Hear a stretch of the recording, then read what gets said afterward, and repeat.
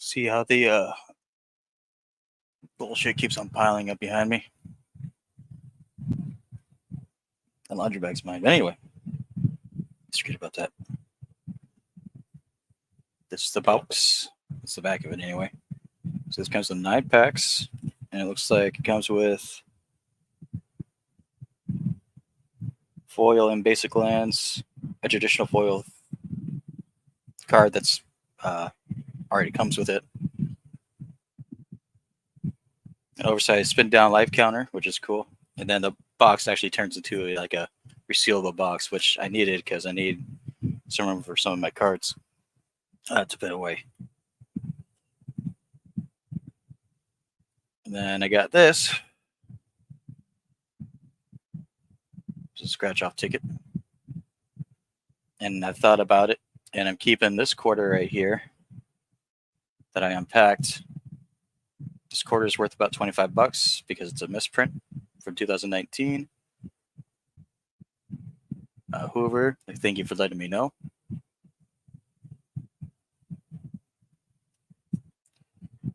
The packs I'll be able to open up like this.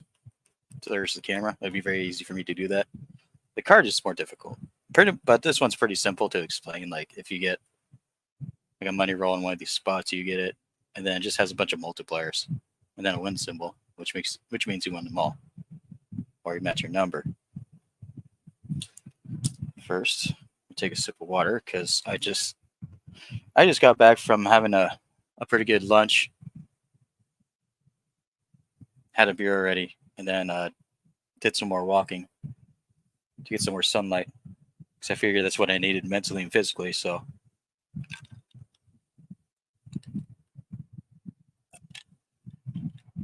that water's saving me right now. I end up picking up these, which I don't think I'll be downing or anything like that. I don't think, unless if it's good enough. But some of the stuff I've done as far as like chugging goes, is not really the best for me physically either.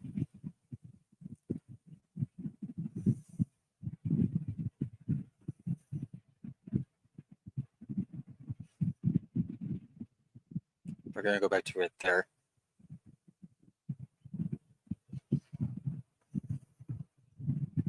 Save half now. I have, I guess, in a bit.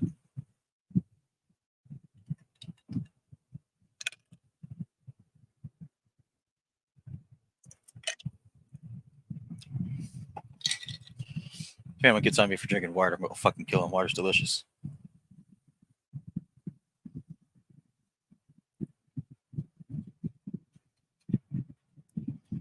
And the money roll symbol to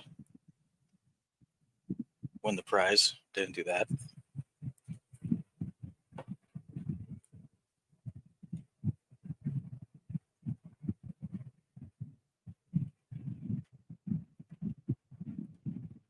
It's okay, but the style of it's really thick. So donning something like that is just, I can, but no.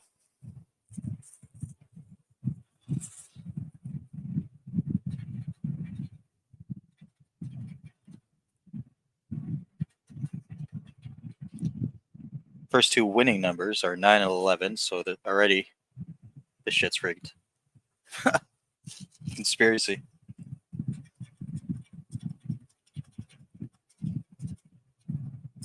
I'm gonna set some background music because no one wants to hear a fan, including myself right now. Right now, it put me ass to sleep.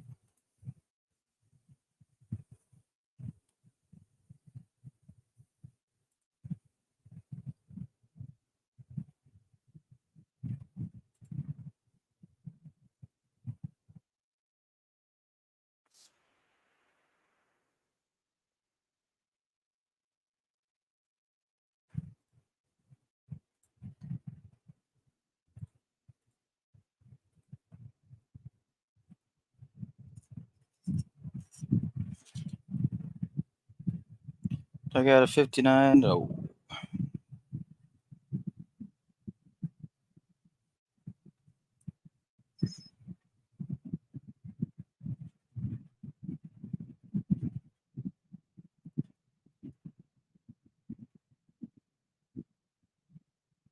These things can they can tease you.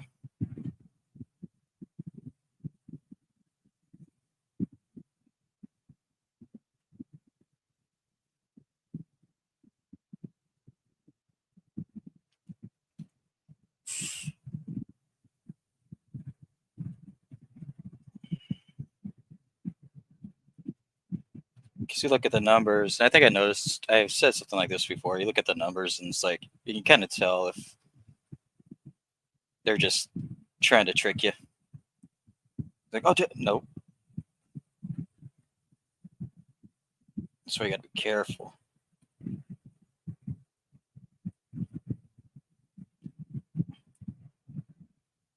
As I said before, it's highly important that we scan the stuff. What are the odds on this? 1 out of 2.7. Okay.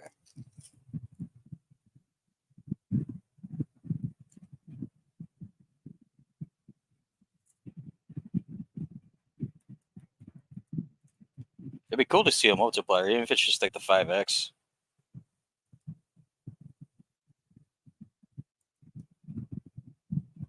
That's why people buy these ones, because they want to see that. 13's a match. So this is a winner.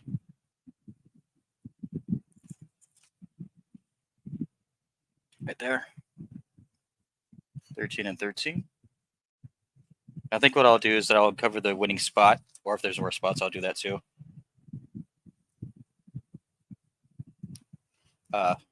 Towards the camera if I can.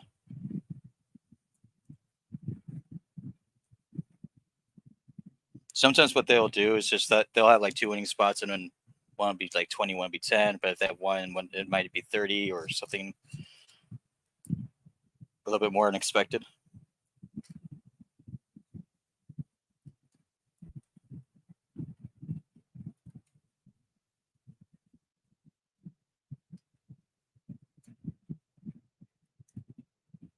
Either way, if my packs come back as good as the ticket does, I'll be good. All right, so let's see if I can do this. Hopefully it won't.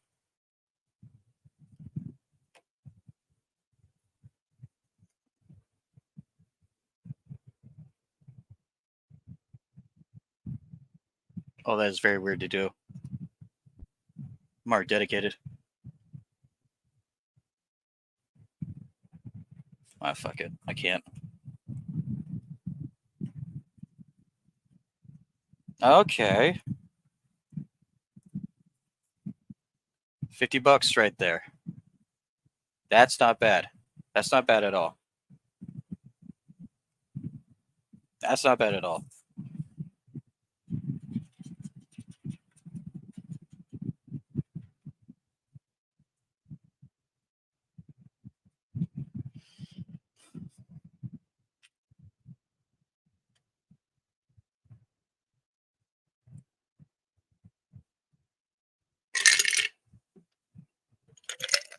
I like this water more than I like the beer. Okay.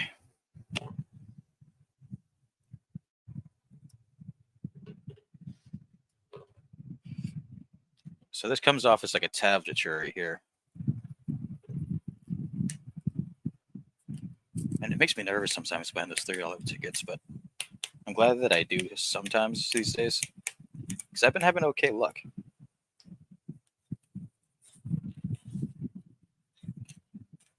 Just don't want to get attached to those things, you know? So it opens up like this.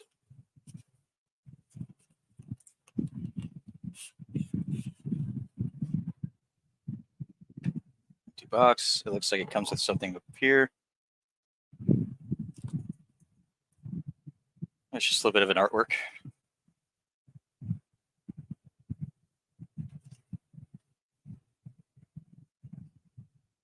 You can go right here.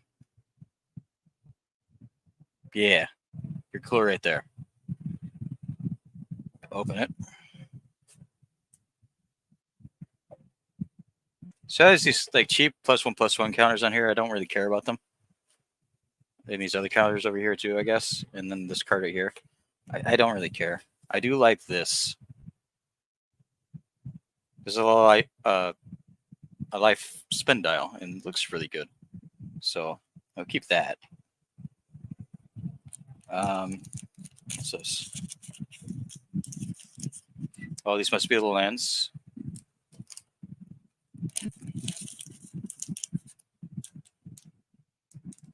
This is the promo.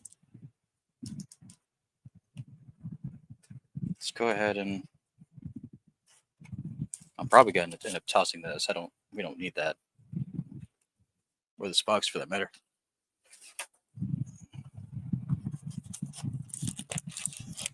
The packs.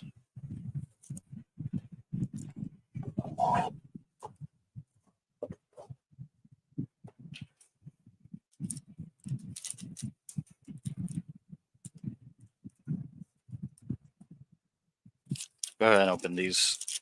Just see what they look like. That's what I mean. What I say I'm going to do. These are a lot easier to open than those packs, but then I'll use the box as a trash can.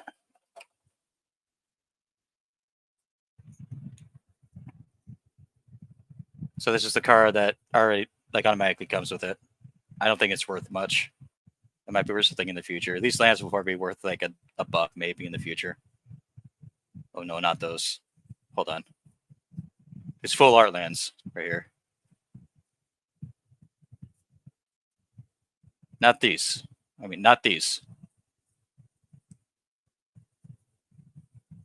People like the motherfucker.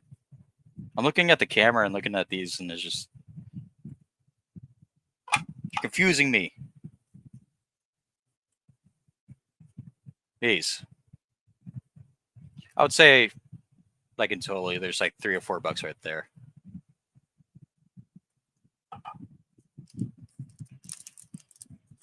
And these are non-foils, so they're not going to be worth a thing, but I'm going to open them anyway.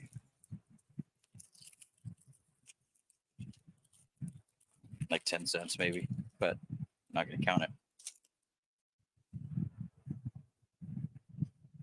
And then it comes with guides or whatever. Yeah, whatever.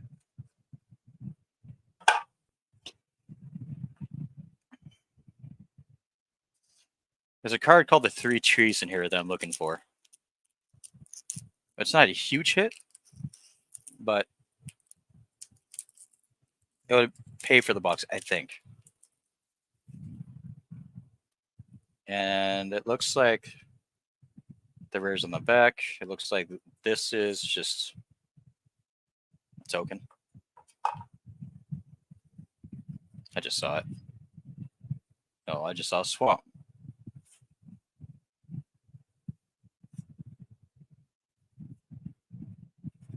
Oh, okay.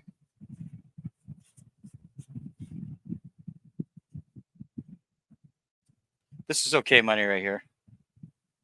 I don't know about the Hired Claw. What we're going to do, actually, now that I'm thinking about it, first off, we're going to put the lands back here.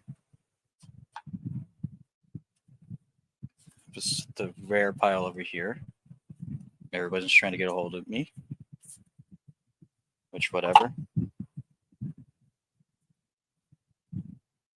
And we can share the screen. And the site that we use is TCG.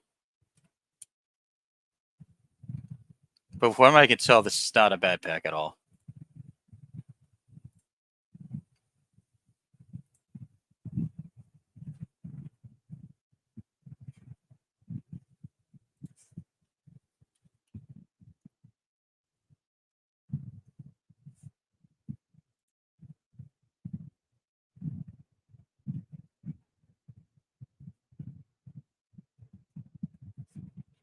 Yeah, like right off the bat. Oh.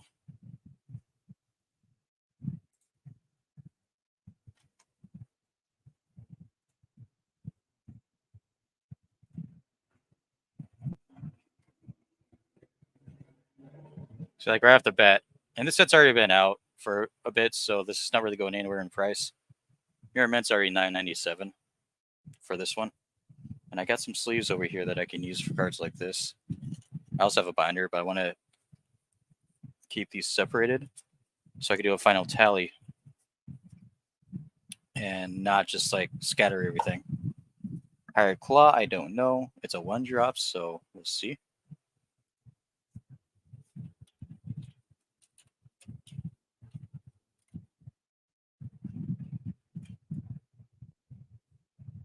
No.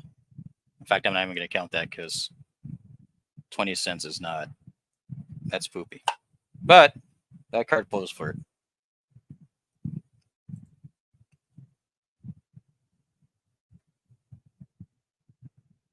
And I just wanted to do that because I was like, oh yeah, people were talking about this card. So I paid 40 for this entire box. And I just got 25% back just from the 1 pack. So that's cool. And let's see if I can not botch this one.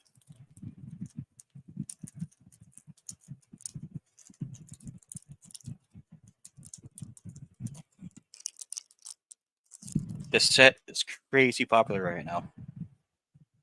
So, and I'm not going to go art card. Let's see here. Yeah, that works. Well, not really, because I can't really see anything. Okay, so I'm at the uncommons. There we go. You have vehicles? Is that... What are you? Yeah, you're a vehicle. What are you? You're a common foil. Okay.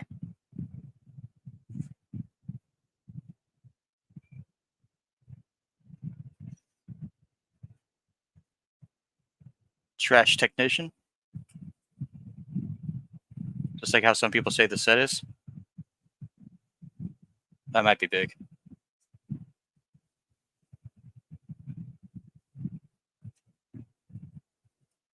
That's not a foil land. We're going to set those aside. Oh, that's Relentless Rats. Yeah, that is big. Oh, I just fucked up. Hold on.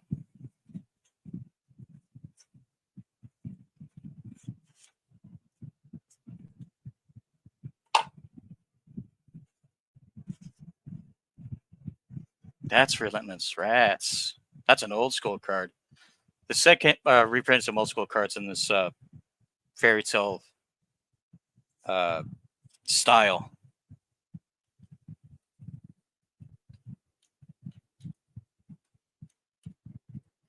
And it's a borderless.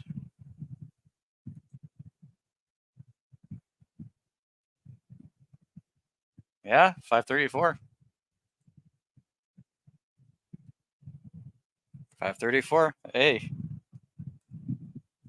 That pays for the pack.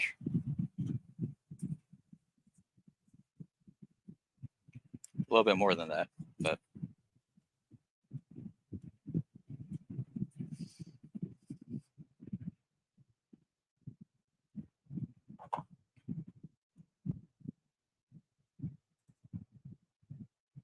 the Marira. However you move ERRA. Okay, so this is one of the cards that actually have the style and erased foil too. So it's a possibility. It's not though. It's not. Okay. Go back to solo. Okay. But yeah, so I'm gonna say $15 so far.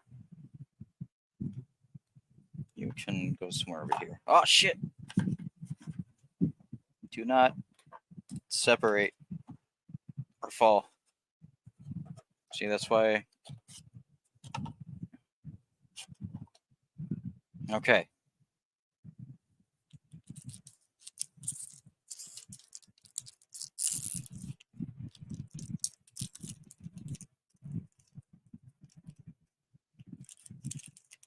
I think I'm getting the hold of this now. We're on pack 3.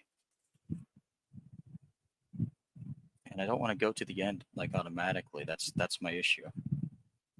but kind of doing it this way when I'm like doing like that. And I don't care about the comments or uncomments per se, unless if I see something that's kind of interesting. Well, like this maybe. What is that? Uncharted Haven. Okay.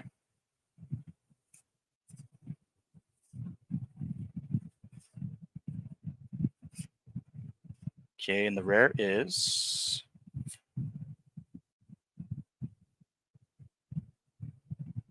Fountain Port, which I don't know.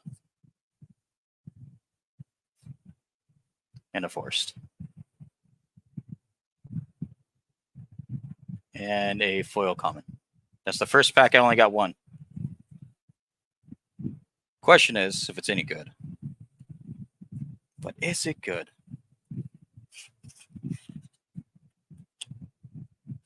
I don't know. I honestly don't, because I haven't done enough research. I just know this set's cheap for what it's offering. Create a treasure token, sacrifice a token, draw a card, pay a life, create a blue fish creature token. I don't know. I think it's probably asking, as a card, it's asking too much out of the player to make it worth it, and much. And then I'm wrong. It's a $5 rare. Pyramid foil is $9.89, but I don't have the foil.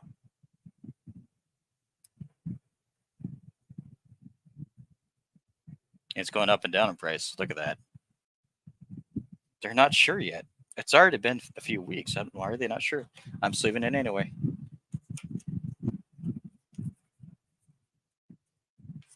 So we're at 20 somehow.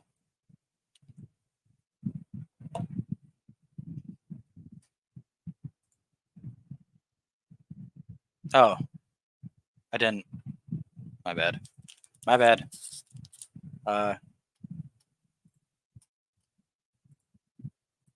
Yeah, that's what I saw. That's foil. And this.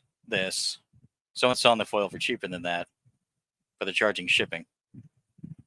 So, who cares? They're trying to trick people.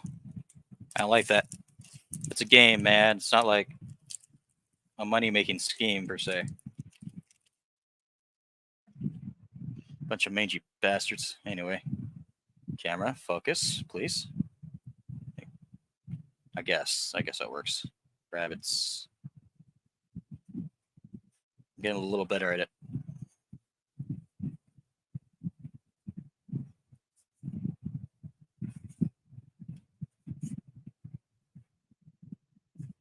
People want the raised foils I was mentioning earlier as a collector's item, so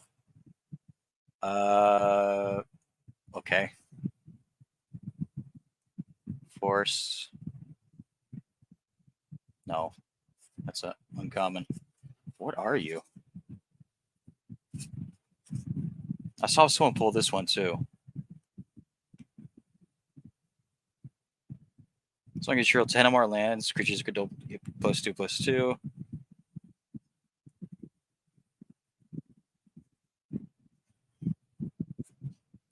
I'm not willing to bet it's worth much. I'm willing to bet. I was wrong about the land, but this one, I'm sure it's not. There's no way. Yeah. That's just a nutty ass card. Yeah, you don't get sleeve. Sorry.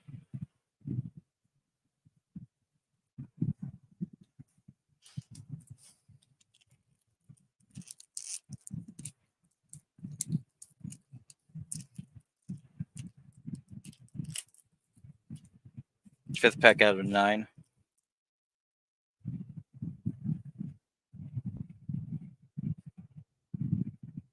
Oh, that's a cute little critter right there. Boom, boom, boom, boom.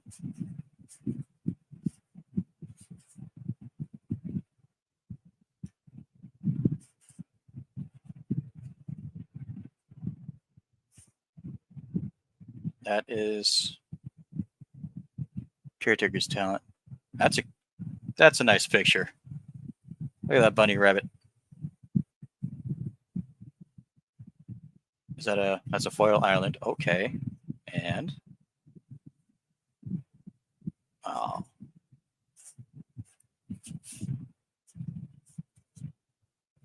Foil lens to go in the back. Foil, I should say foil art. This can go right here.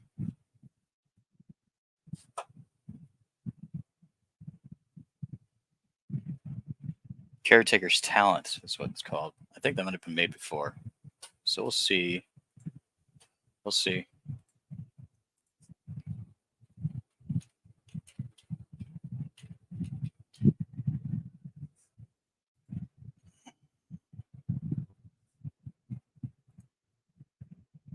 Oh.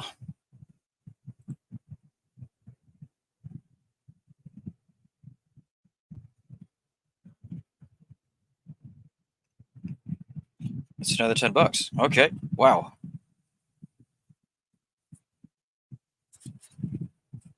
Was 10, so 30? So I have 3 packs left to make up the 40 to make it even. That's okay. All right.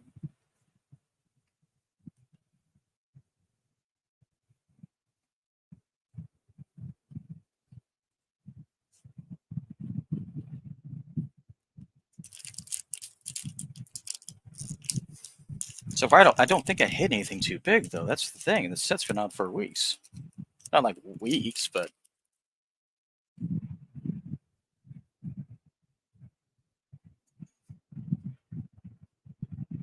oh, there's something interesting in the back. I can already tell. Don't let me down.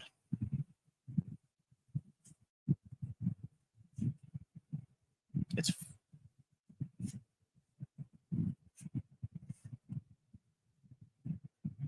what are you? Maybe. What are you? Oh, you let me down. Mountain and oh, you let me down.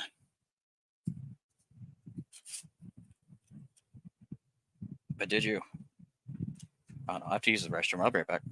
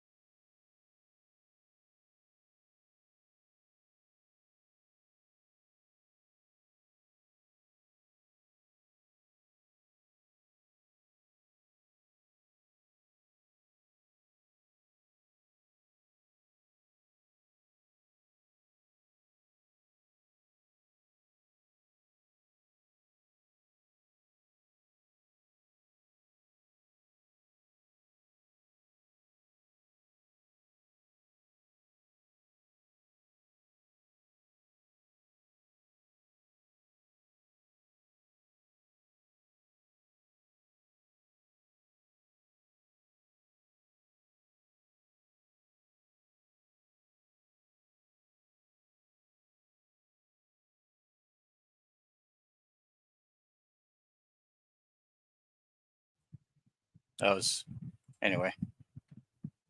Oh, I forgot my water out there. Fuck.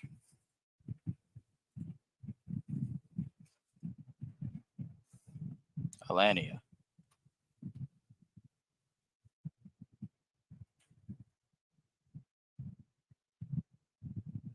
That's the promo price. It's the actual price. If you get the raised foil, then it's really expensive for some god awful reason. Like if it's not a useful card, why do that? Because it's pretty. I don't understand it.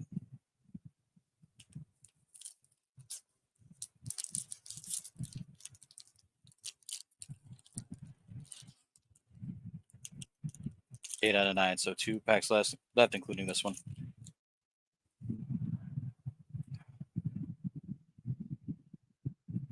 It'd be cool to get like a full rare. I don't really care what it is.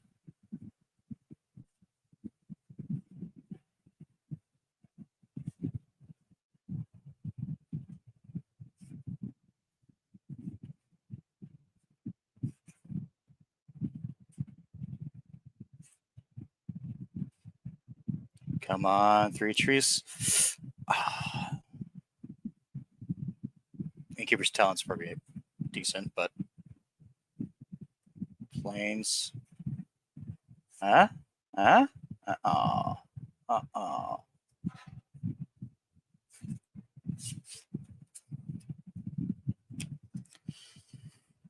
Innkeeper's Talent. Okay.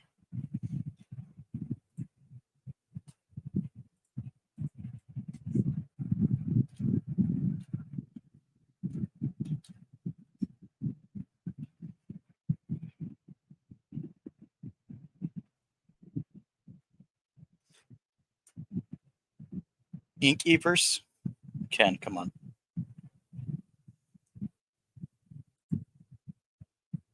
Oh. And the foil's even more expensive. This was $1.95 before. Now it's up.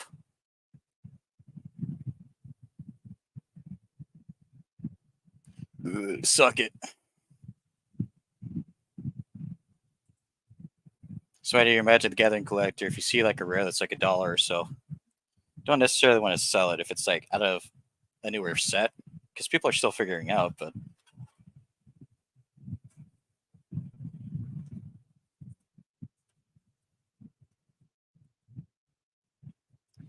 that pays for my box because there's a 10 here, 10 here, 30 there, and 50 there. So that makes $50 worth of cards. And I paid 43 after tax. This last pack's a good pack. I'm still gonna be greedy and say I want that full rare, but that makes me happy.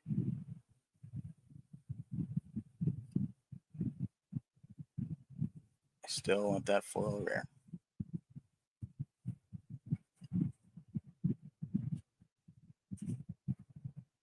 I still want that tree too. 3 trees. 3 trees. 3 trees. You're not it. You're not the rare though. 3 trees.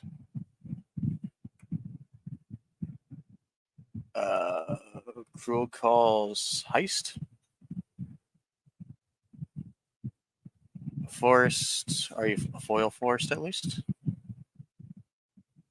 Oh, you look like a mom to me. And it's a foil rare. It's a foil uncommon. Oh, dag yo. Okay, well.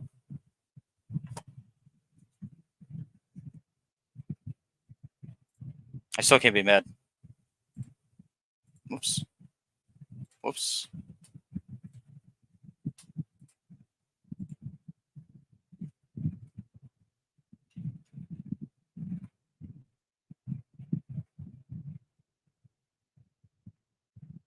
I can't spell.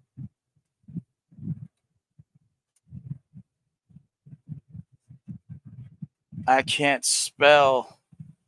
Yeah, 15 cents. You do get sleeved. So about $50. And I paid 43. That last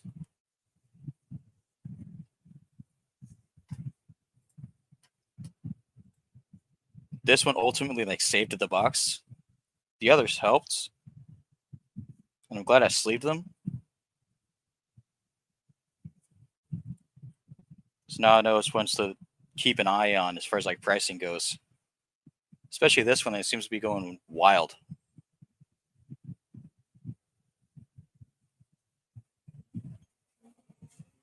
And this one I'm pretty happy with.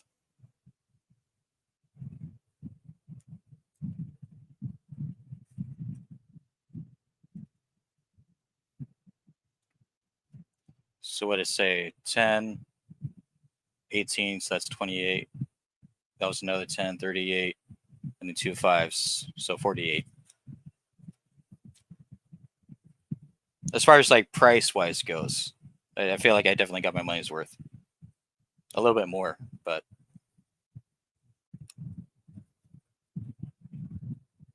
which hopefully this is kind of average, you know what I mean? Because you don't want to buy a box like this and just get nothing. Huh.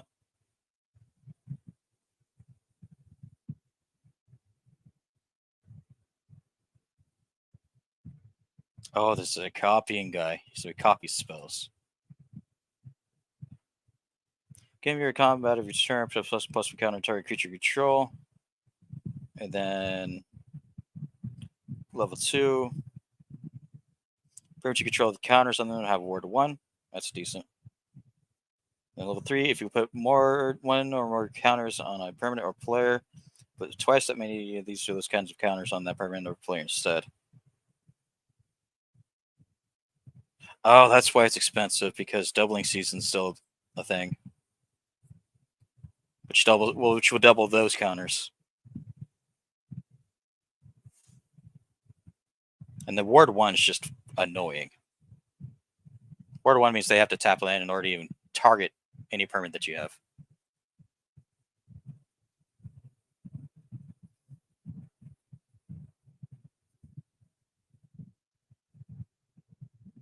And then the Relentless Frats is...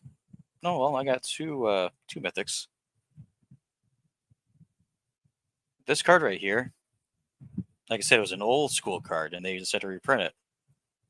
And they made it a lot more rare, like it should be.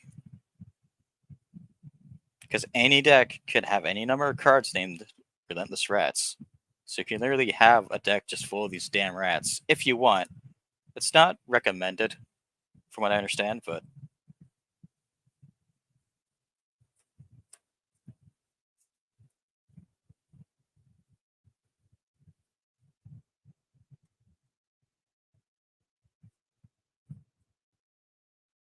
Doesn't make it like a commander deck fully Relentless Rats. But now I have those cards to divide everything else up. I can put all these away. Because I just cleaned the majority of my room, and I'm just like, well, shit, now I have all these cards that are laying around. And that's one of the reasons why I wanted to buy the box. I need to put them away, because I want my desk to be cleared at all times. From now on. So... Because originally when I was buying more, like I'm trying to do again, that's what I would do. I'll buy them, but then I'll just like kind of look at them and lay them out and be like, okay, which one's which? But now I have an extra box where I could just put them in and then put the box aside and let me touch somewhere. Like, it's kind of ridiculous, if I have to be honest with you, on how they're all spread out like this. I don't like it. It's my tissue from when I was sick. I like to keep it aside.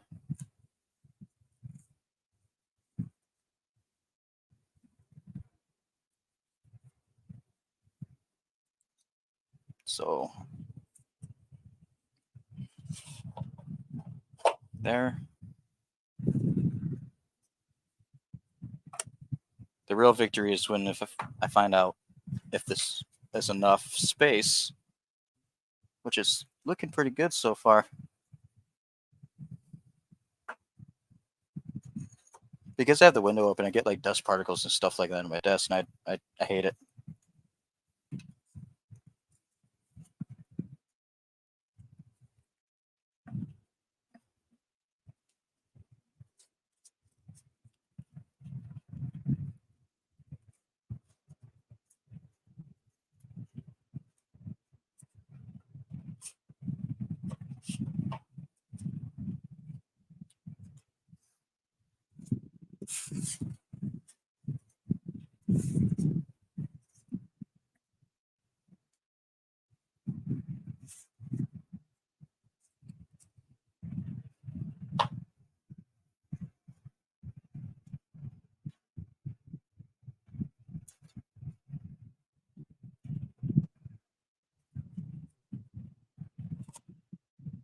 Almost.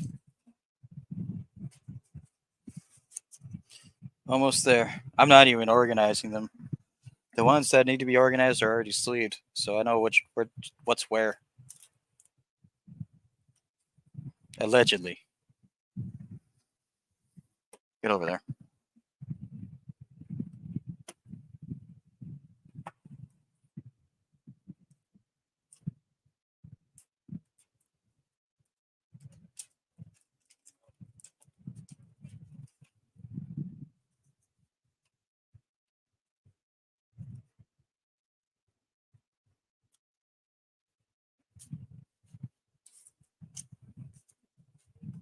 All that shit.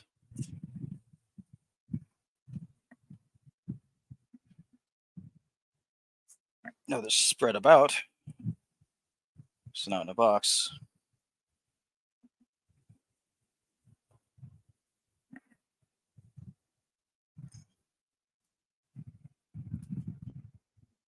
These go in this bag right here. Fucking books that I don't need.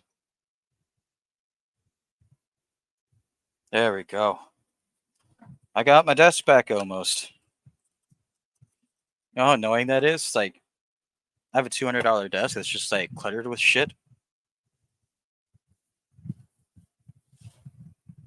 Like, how would that make anyone feel?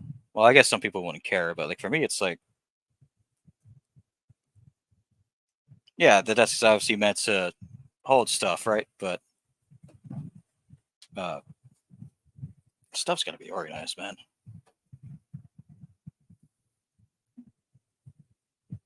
Where's my music?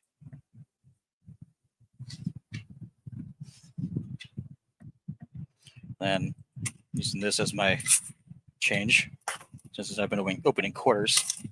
And this is my Delaware. Okay.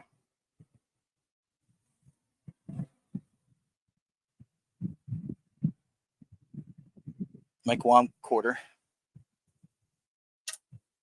I misprint Guam.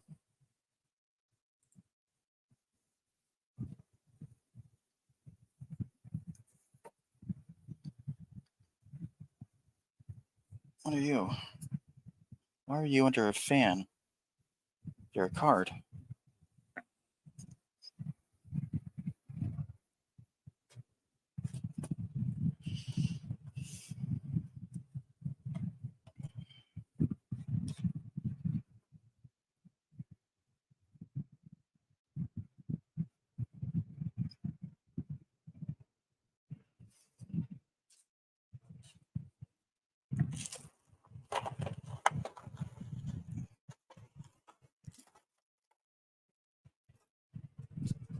And this is fine for now, right there. Guess I could just take it out later tonight or tomorrow. So any bits of paper or bottle caps can just go in there. And most of this, I don't even fucking know.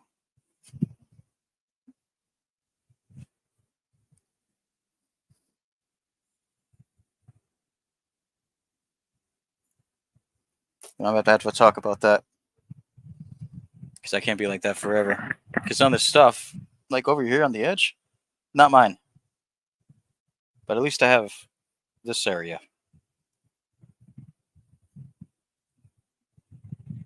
I can't keep on living in a space, you know, where people just use it as a fucking storage room.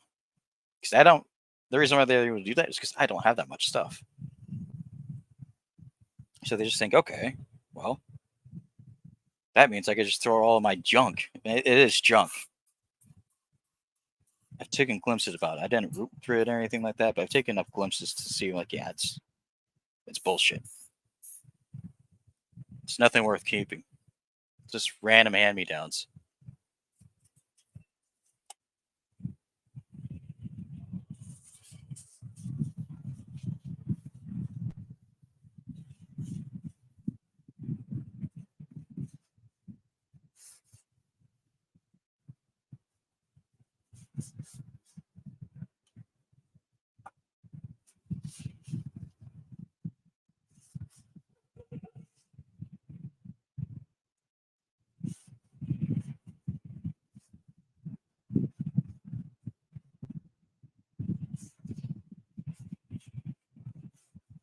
I'm sorry I'm doing this on stream, but like now that I see it, I gotta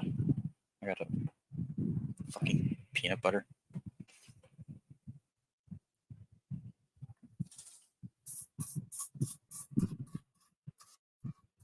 That other area, I'm just gonna have to worry about it another time.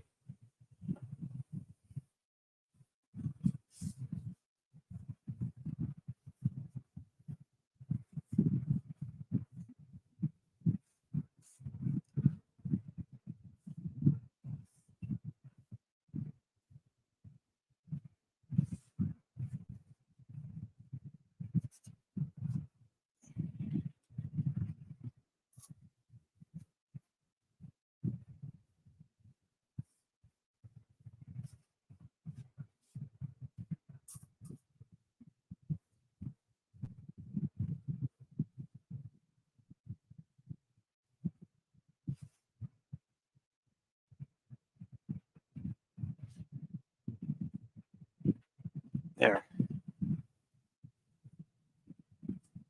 Like I'll show you like this shit. Well, you get to see it. Like that shit, I don't. That's not mine. Aside from the Febreze, I could use a canister, but now I have that. This bag's just an empty bag from me to use for later tonight for my recycling. And then this is my desk.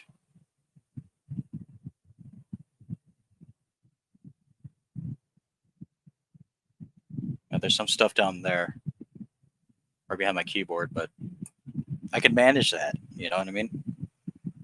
Because it's sleeves, coins, my allergy medication, and some cards in a box. That's it. That's how it should be. At least when I have my very own space, because I don't know what the fuck is going on around here anymore. So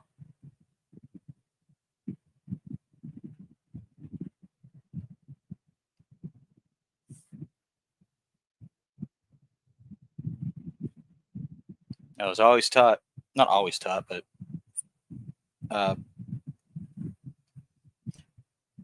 the way that I was taught somewhat recently, and I'll say somewhat recently, as in like a couple years ago, you got to keep your nest clean because you'll have a happier life, and it makes complete sense.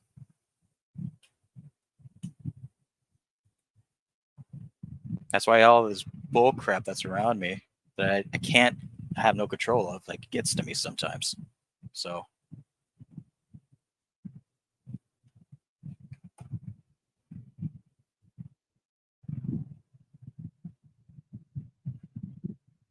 regardless,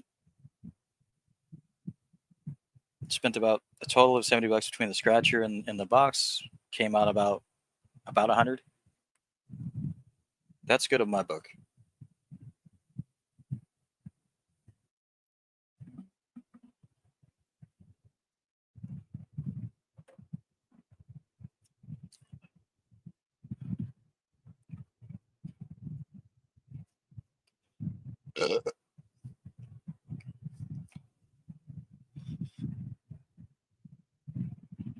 To down stuff like that, you have to be some sort of glutton, which I kind of am.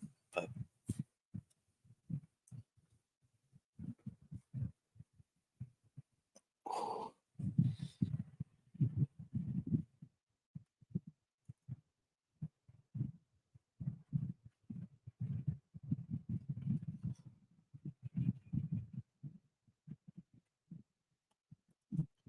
I'll show you what I mean with these bags they have.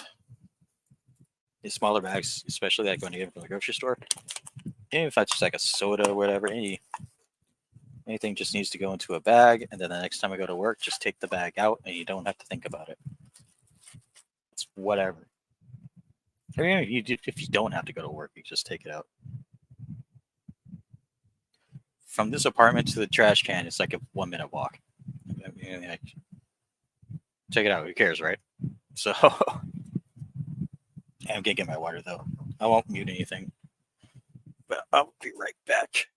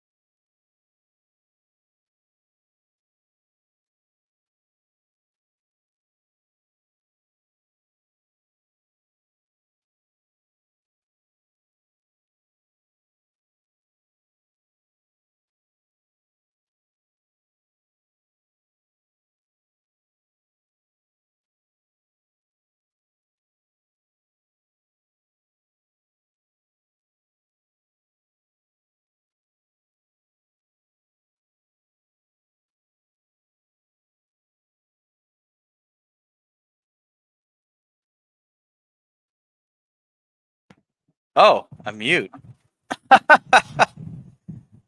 Yeah, I'm muted. I'm muted. I don't know why that happened.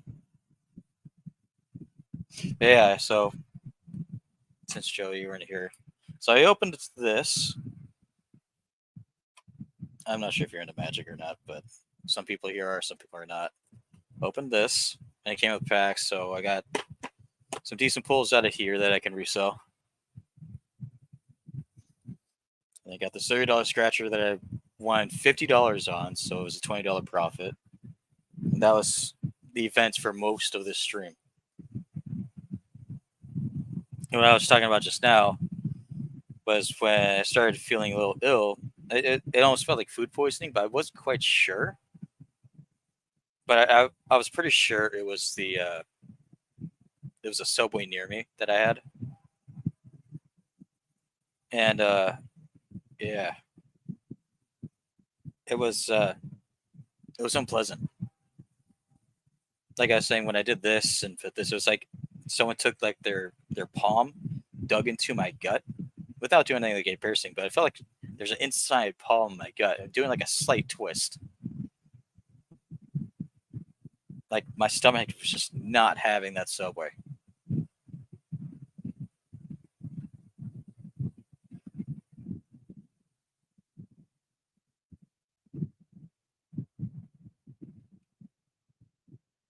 I don't know if it's like that with other places though. Like the wings I had, I feel fine. There were only like 4 customers in there, but the wings came out. They were too hot to hold, so I had to wait. So I knew they were fresh because they weren't. If you redrop wings, they usually come out really like crinkly, like how your hand would get if you take a shower for too long or wash dishes for too long. These were not that. So I was like, okay, well, they're ready. Piping ass hot. They use these jerk seasoned chicken wings that hit the spot.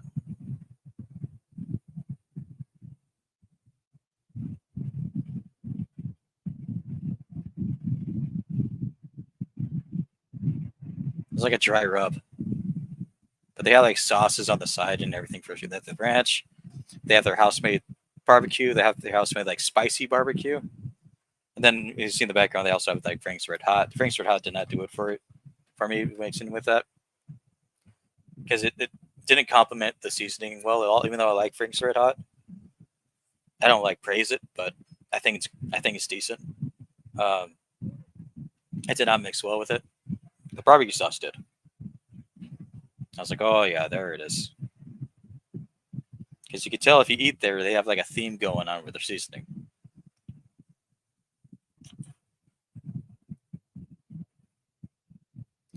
Then what else is I?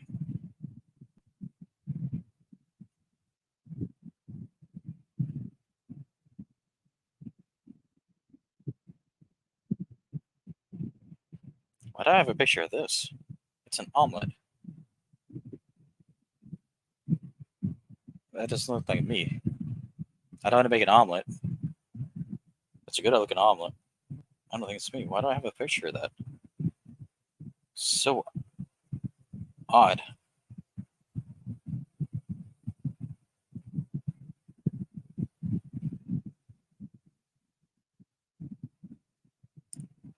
Now I'm starting to get all these pictures that are like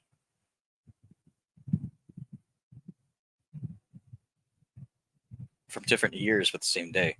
I'm thinking about going back to that haircut.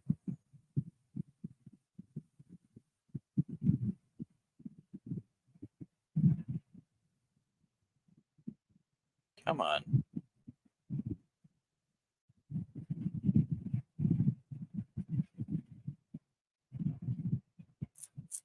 I haven't shaved the top of my head in a very long time. I want to keep it that way. Got to rep the receding hairline crew. You know what I mean?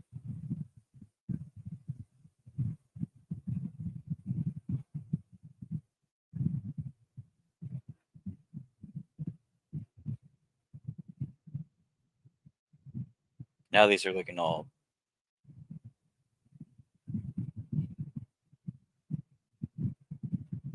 Oh man, I had so many badass cards here too that I took a picture of because I was selling.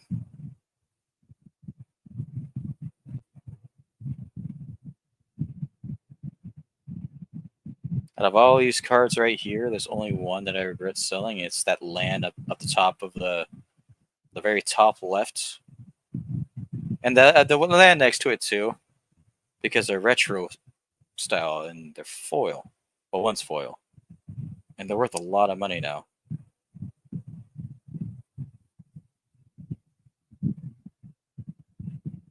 Like Windswept Heath. Let's look that one up real quick. I sold that one for $30. Foil. I didn't know it was going to go up in price. You know, I should have, but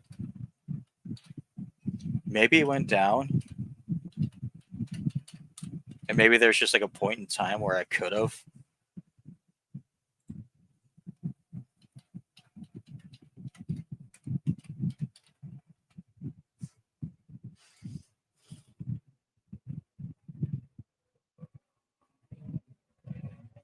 Oh, thank God.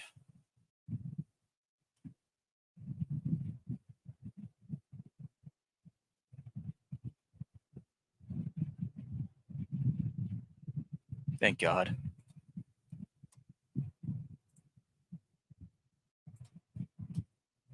See, the Armor Foil price is $36, so I didn't lose out on that much.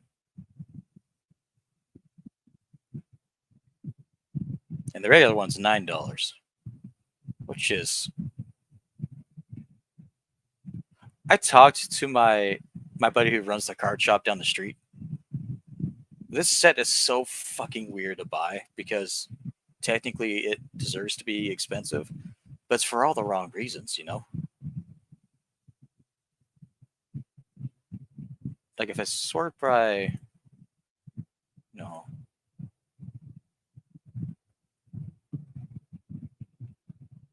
All filters. If I put in foil, yeah, it's 36.11. So I sold it for $30, right? So that's not a huge loss. That's just like I could have waited. But look how within 1 month, look how like it went up and down.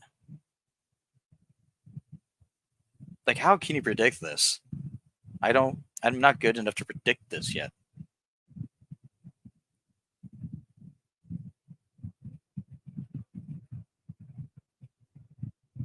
Okay, it's actually a little more closer to the 40 because that's free shipping on orders over $50. If you buy more from them, then you get better shipping.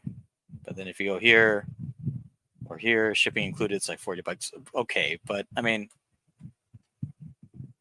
how was I like? I can't predict that. Even if I hit the 3 month mark, it's fucking wacky.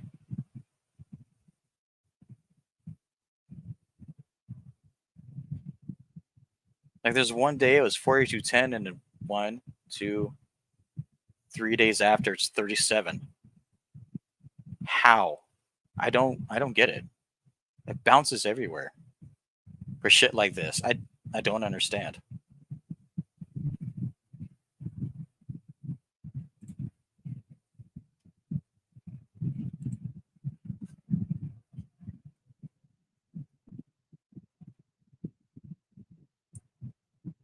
It's dumb and stupid. It's what it is. It's dumb and it's stupid. Oh, Ugin's biting this one. I have a copy of it, but I don't have this artwork, the foil full one. I could type in that one too, but I don't think that one went up because I have that card or a copy of it. It just doesn't look as cool.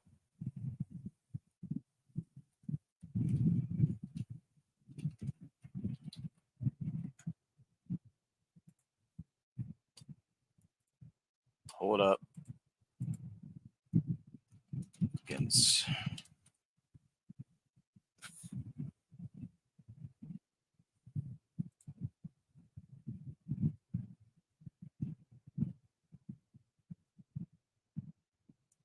Yeah, suck it.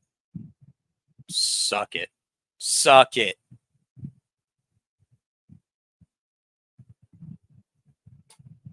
Let's go to the foil version. Suck it. You know how much money I had sold that card for? $60. Suck it off the tip. You know, it's just. Let's see what else is in here. Oh, Kozilek. I don't know how much I sold that one for, though.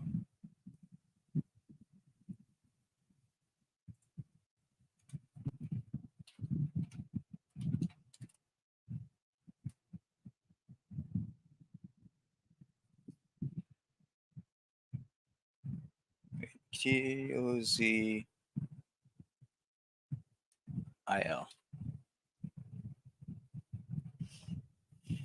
The Broken Realm. No, Broken Reality.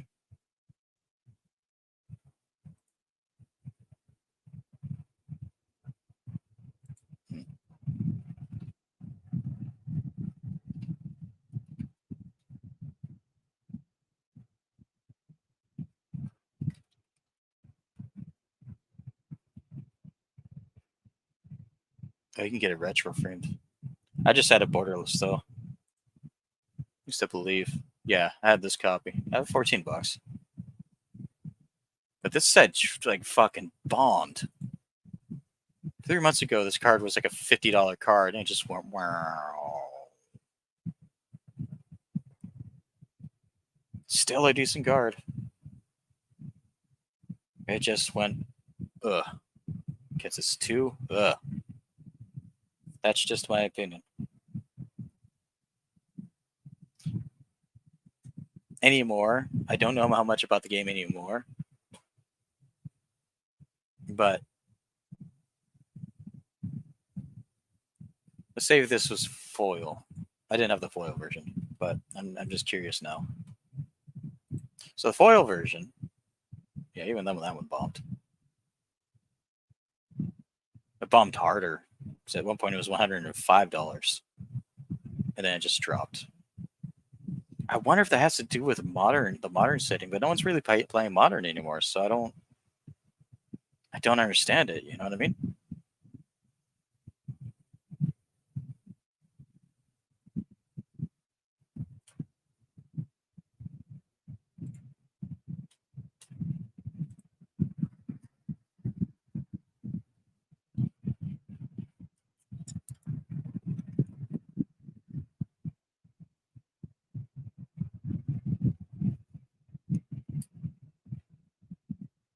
You know what I mean? These sets are so. That's when I looked into this set, the little bit that I looked into it, I was like, people are gonna buy this and they're gonna want it. Some of the top cards, I think, that are selling for top, they are gonna go down, but those same top cards are just because they're different foiling and stuff like that. Like those are gonna go down. There's some cards that are they're gonna stay remotely where they're at. Hopefully, it's around the same cards that I got, but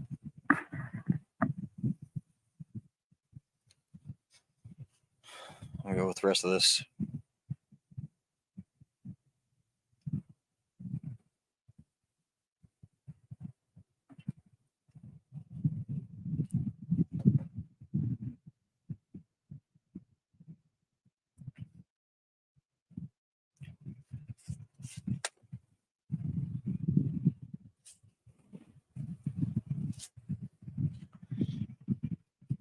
Went too hard in the paint in that one.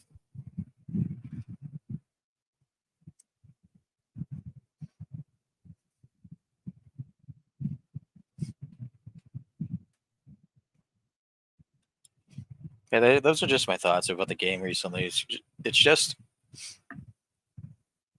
it's very easy to sell when the set comes out in a couple, maybe like a month or two. It's looking like. After that, you're fucking done.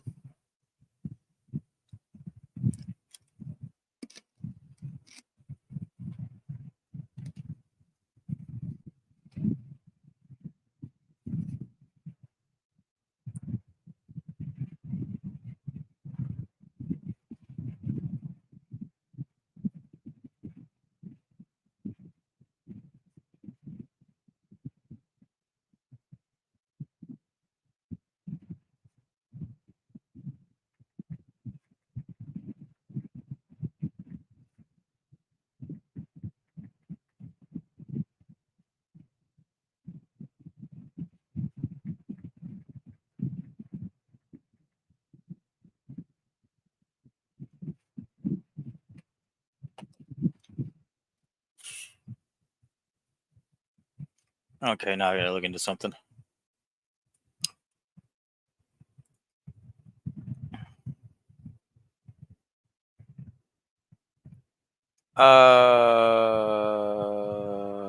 Google accounts. Apparently, I blocked somebody on accident.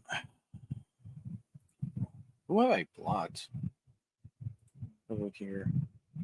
I haven't blocked any users there, but it's on YouTube. It's YouTube users I need to look at. So maybe go to settings on the other side.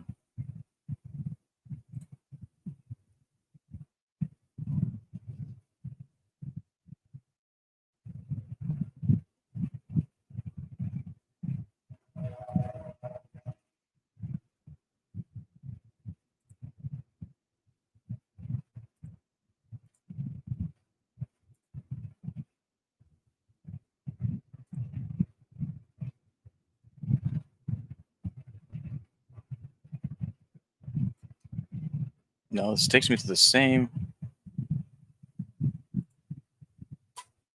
page. Or is this no blocked users? Hold on. Hold on. I'll figure this out. Walter. Shit.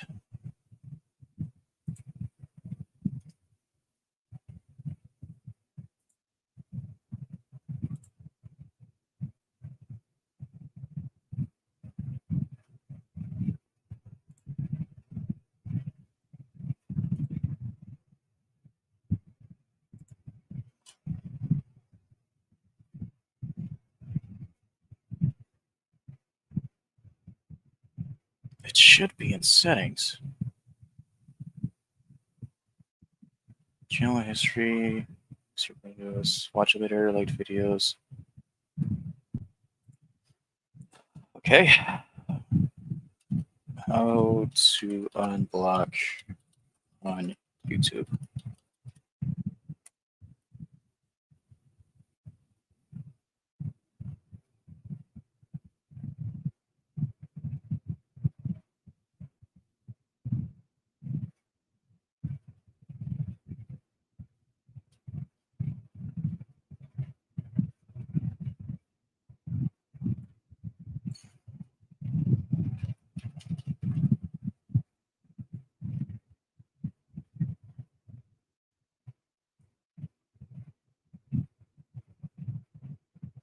Studio user, okay. Then settings from there. So I'll go to studio, which might be over here.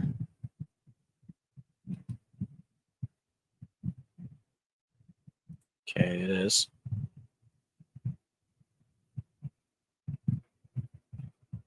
Analytics, comments.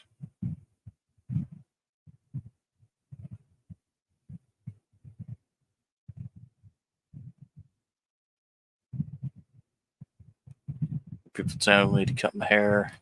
That's cool. Copyright, earn. I don't earn anything here. What do you mean?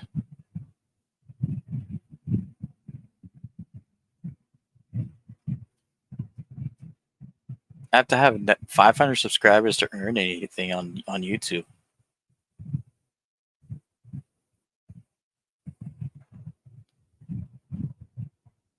And then 156 public watch hours in the last year.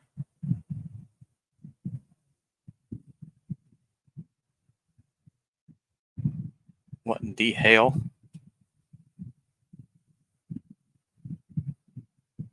I'm getting distracted. Okay, so it says settings, community. Okay. Settings, community. Okay, so there's my moderators. I have a lot of moderators.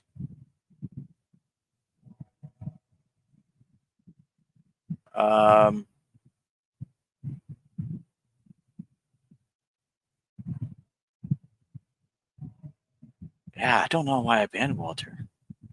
He was banned a while ago. Okay, you're unbanned.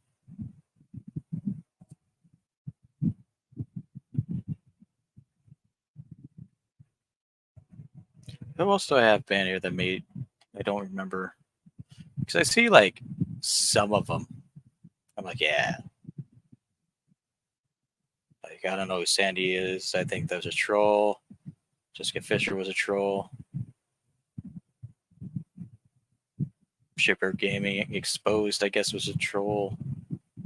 It sounds like a troll. Jessica Fisher, it doesn't sound like a troll to me. So, Porch Monkey, 40 ounce fried chicken. Okay, clearly. Maria Rudder, it does sound like that. Unblock him.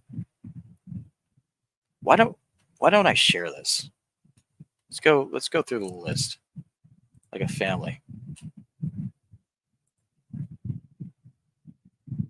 That's not actually the Metal Man. That's a troll account.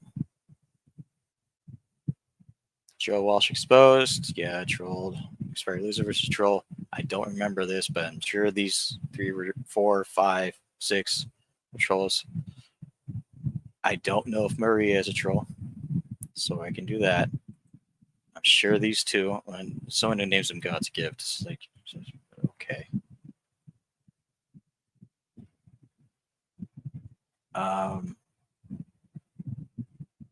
Metalhead 1990. Sounds familiar. Don't remember. Who bans Johnny Bravo? I got a decent amount of people here. Gene Hackman, that does sound like trollish. John Womack, he's a weirdo.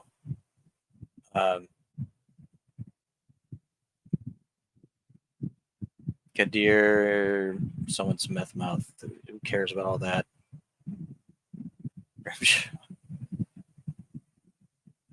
Gandalf the White.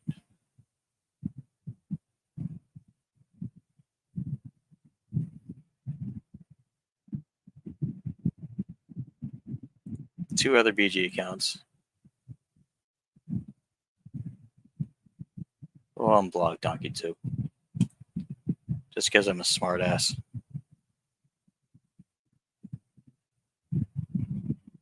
Everyone else here, like, I don't know. Like John Womack, get the fuck out of here, fly. This is why I clean. So you're not here. Fucking around.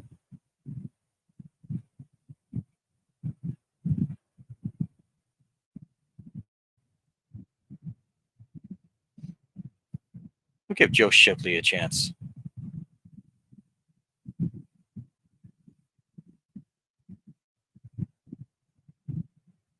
Does anyone here does not deserve their moderator? Well, I doubt that.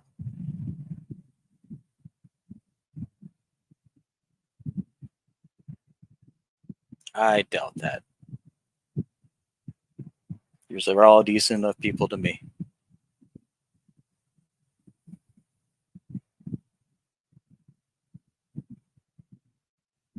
Still decent people. No. Just because he's in his own little world. And no, I don't remember you. Sorry. Tuna, I remember Tuna.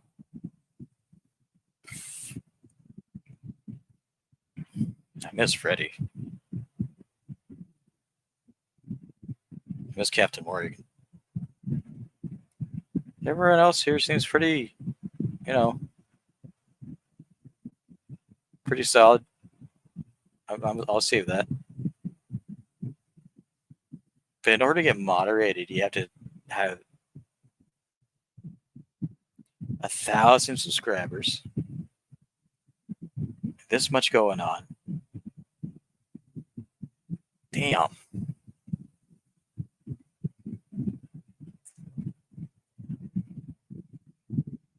I didn't know I had 194 though. I thought it was still like in the 150s.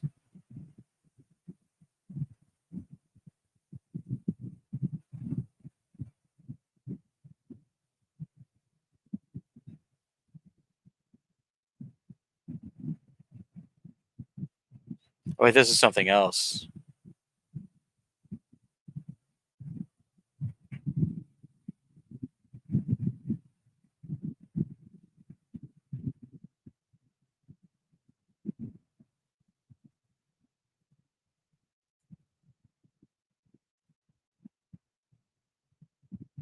Where's my wrench, Ken guy? Who the hell are you? That's my question. Who the fuck are you?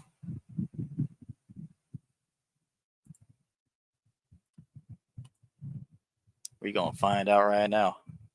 We're already done in this one, so we can go here. I'm gonna whoop this fly ass. I just know it.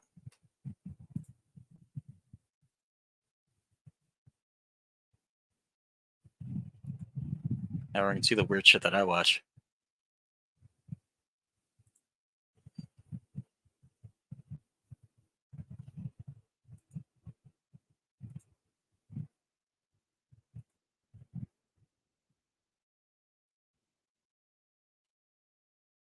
Vince, what's up, bud? See, now Vince should be a moderator.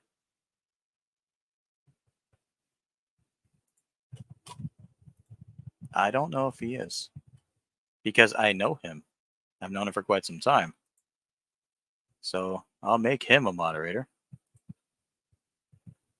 He's a standard moderator.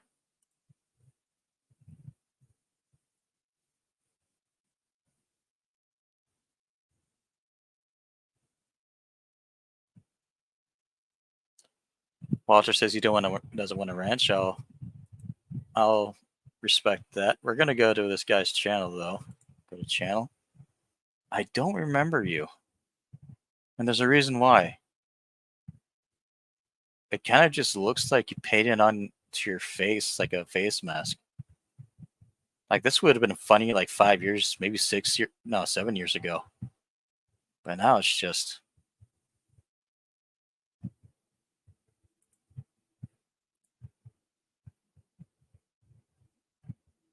No, you're not getting a wrench. You can hang out though. Sorry, bud. You are you're a bit much. Who's honking?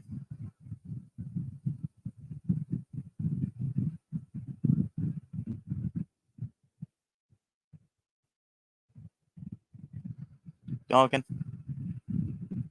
Who you mad at?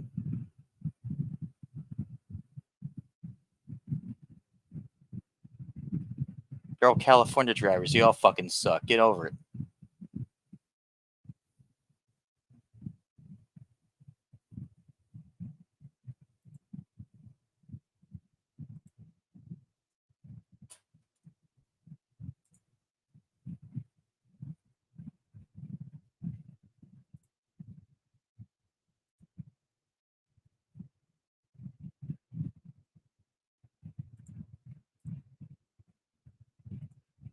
Get the fuck over it. Have you? I don't know if like you guys ever been to California and actually seen the drivers, but I know you guys have heard of it, right? How notoriously bad California drivers are because they don't want to wait for anybody. It is that. I swear to God, it is that.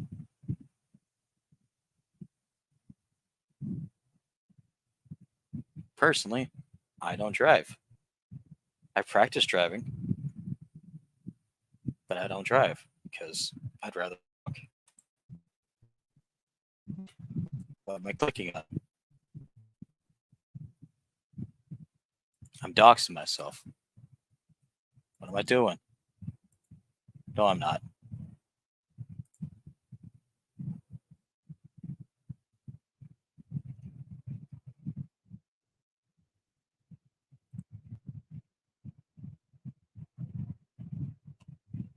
I'm just trying to get to a music. I thought I was doxing myself. I don't want you guys to see all the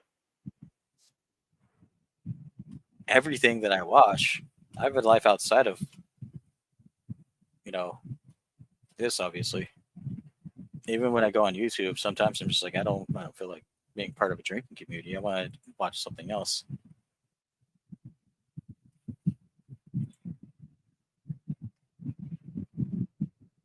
Yeah, this song works.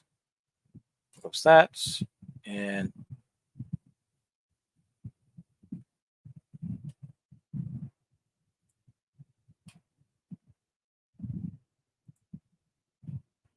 now in soy, do you mean soy? You mean soy ginger? This ain't got no soy ginger.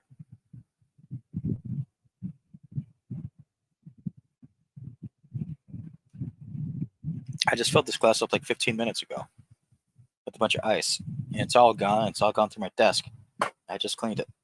I need a coaster. Fly, could you fuck off? I'm gonna whoop your ass. I don't have any food in here, my dude. What are you doing? You know I don't have any food in here. You're just confused because there's one way you came in, which is the window, and you don't know how to get out, which is that way. That's your exit. Go be free. Either that or just fucking hang out over there. Quit being on my fucking face. I'm not sure. Fucking.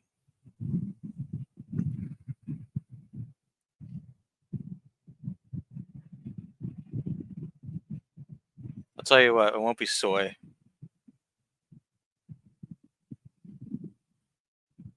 But what I will get into is even though I do like soy, I wouldn't necessarily down some soy. Soy's okay with me. I do eat sushi from time to time. In fact, I was kind of craving it earlier, but I decided with wings instead. Because I feel like I wanted something more filling.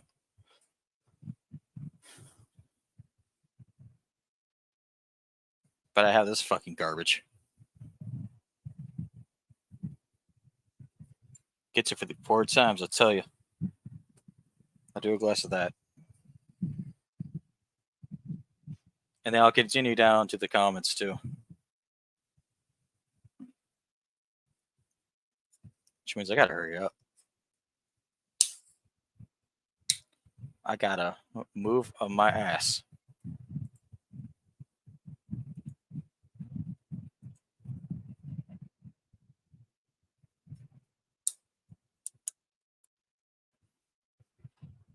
Yeah, no, soy's fine. Some soy ginger.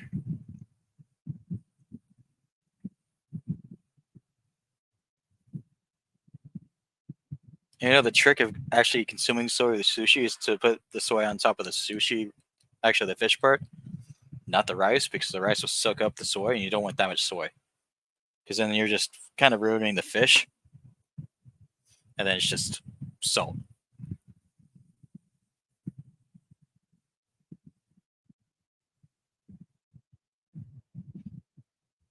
I hate this stuff. And I want it to be the last one I buy in a very long time.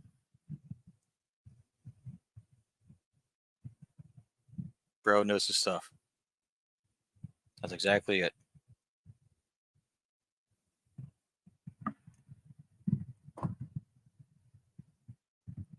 And it's warm. Which means it has a fucking odor to it.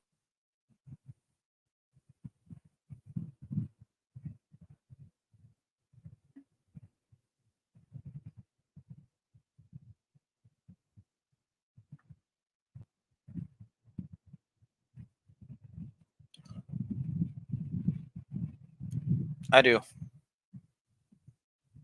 I ate before I even came on stream, so. But later tonight, I do have a meal prep planned. Probably gonna do burgers. Because some reason my mom decided to buy. I'm living with her temporarily to help pay for bills, and then once I'm out, I'm not paying for anything else. But she decided to buy because she had more money. A huge fucking 20-pound thing, like a tube of ground beef. I'm not hating on it, but I was like, damn.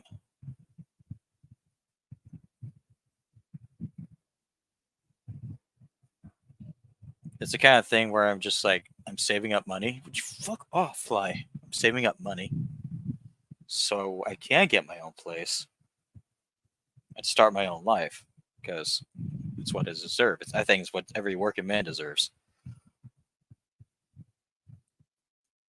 As long as they keep at it. 10-pound tubes. That's more reasonable though, because like if it's a family of like 4 or whatever, yeah. But you bought a whole fucking 20-pound thing.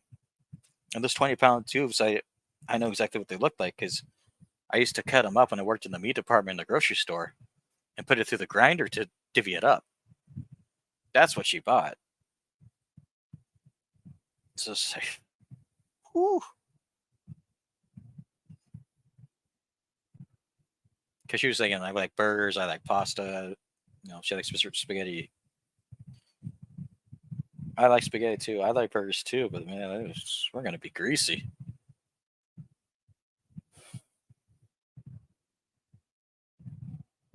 At least the foam's there, right? At least the carbonation is there.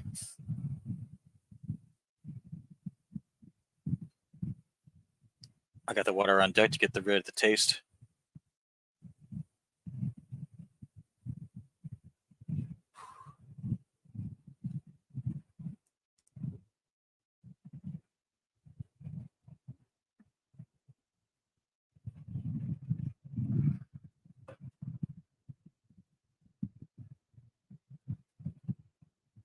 Oh. Oh.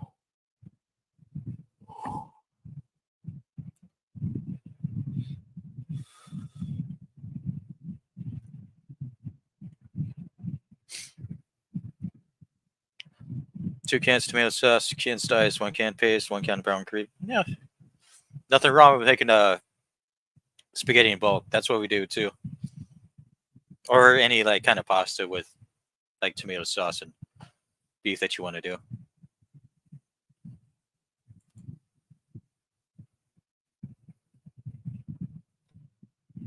I feel like I'll get to that in a second.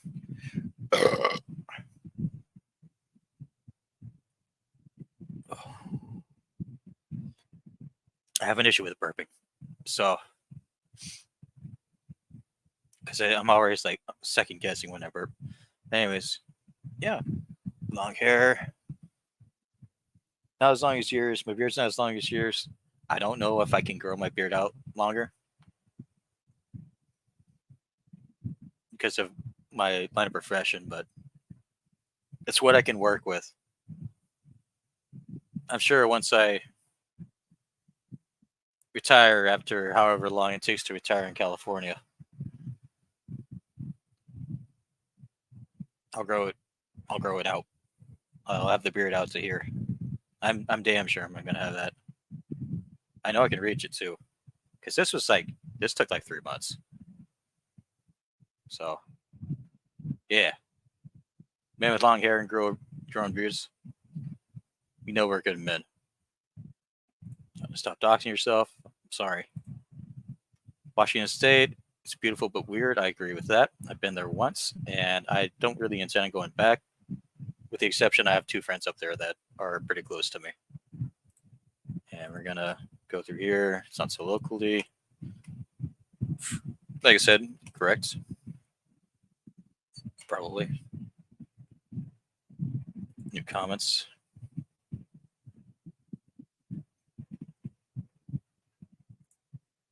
Two cans. Yeah, I read that. Do you feel good? 20+ years of working it. Yeah, that's usually what it takes. I worked in a union for 5 years in my career, so I do have some of my 401k set up, and I'm not touching it until I'm done working. I'll just let it build. Fuck it, I don't need it. So I got a fourth of my 401k, pretty much. So I don't like to say loud too much because people look at me as if I have money. I don't. That's the thing. That's money I can't touch until I'm like 55. And even then, I don't want to touch it. I want it to keep building until I'm done, you know, until I'm done.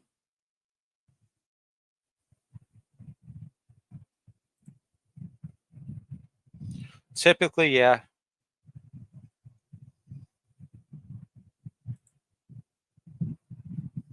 You're a math teacher? Oh, what grade? Because I sucked at math. I reached, in high school, I reached geometry. And then I tried calculus, and I did not have the patience for calculus. And that was it for me. I can't do calculus.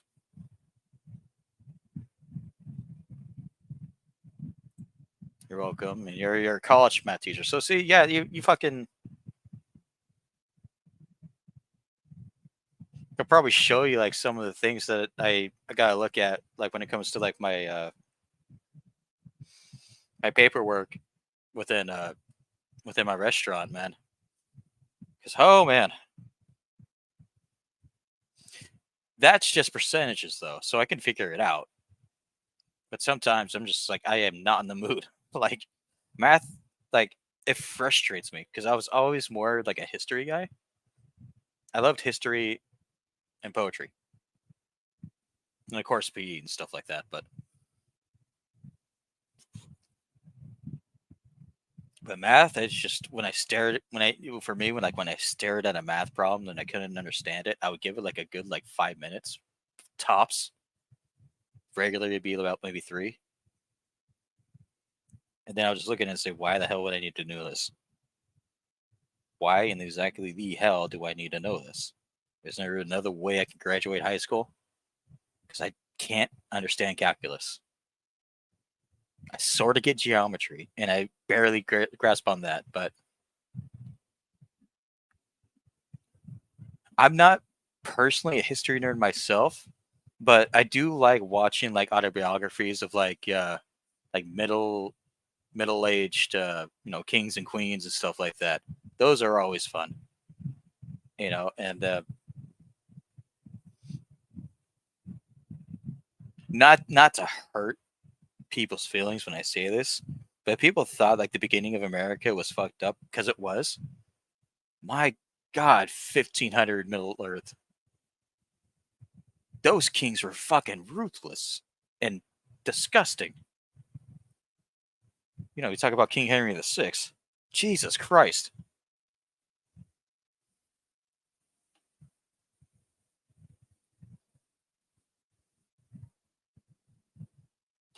Talking about like some sort of kings that would kill a person because it amused them.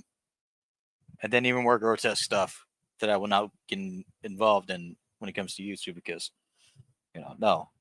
But unalive them, I should say. I guess is the new term or phrase, but that's always really fascinating because like you can't believe hearing about stuff like that, you know? And now we got people like in this day and age, and this is why history is so cool. Now we got people in this day and age who look this stuff up and be like, huh, I don't want to be like that guy. I want to be like that guy. Maybe not that guy. The one person that really got me into history that I ended up reading about was Nostradamus because he interested me as a person. He was interesting. And ever since then, I'm like, wow, I wonder how more cool people I could learn about. He didn't graduate from high school, but it's very smart. Some people are like that.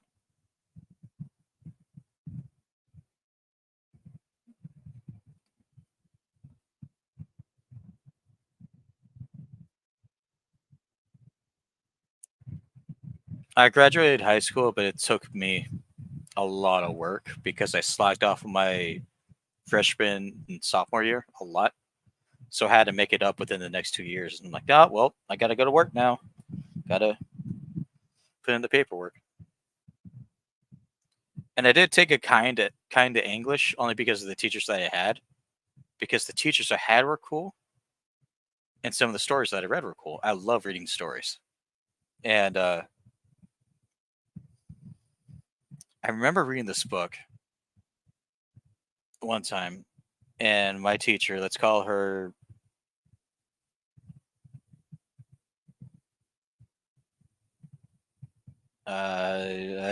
we'll just say that she was my teacher in ninth grade, and then she got promoted as I went from freshman to a senior.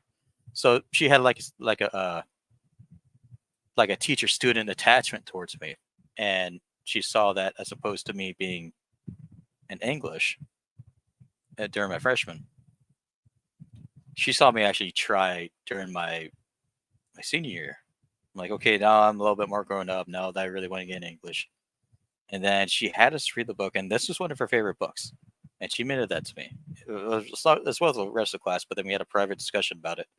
I took her aside, and I told her, I do not like this book. And she looked at me, and she's like, well, why not? Why don't you like it? And then all she wanted was honesty, and then I gave it to her, and I said, because this book is a 479-page, drama show. It's just in the Victorian setting, and it's irritating me. I don't like shows like this. I know what I'm reading, and I don't like it if it just give me another assignment and a separate assignment so that she can show you that I deserve to pass. I'll do it, but this book sucks. At first, she told me,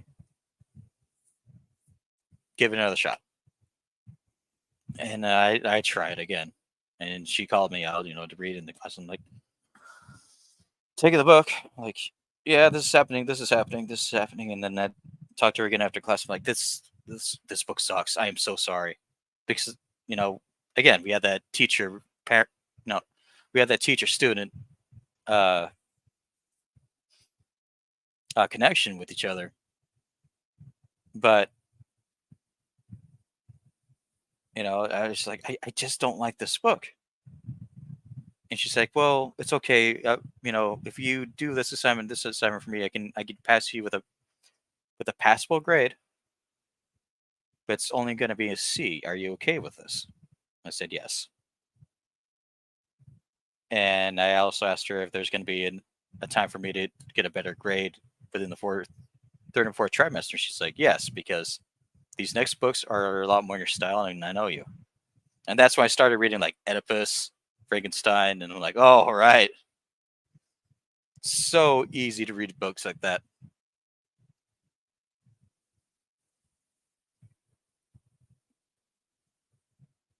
And that's why I started getting like A's and B's in her class and stuff. And I was like, yeah, yeah. That was my high school,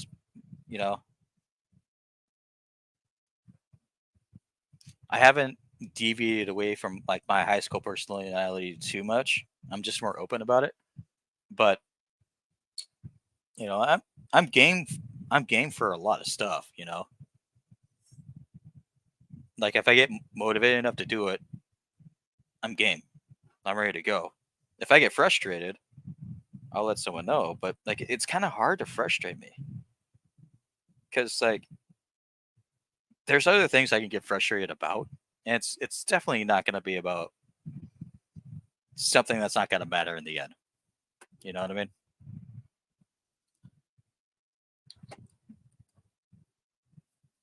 Everything's a learning experience. So I just got it on my hand. Oh god. Oh god. It's not that much. I can just feel the moisture.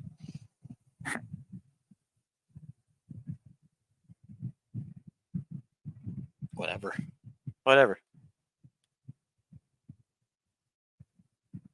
Meeting people who Oh, I gotta charge my phone. It's at 5%. But yeah, meeting people who are different than you and have different opinions, so long as like you're able to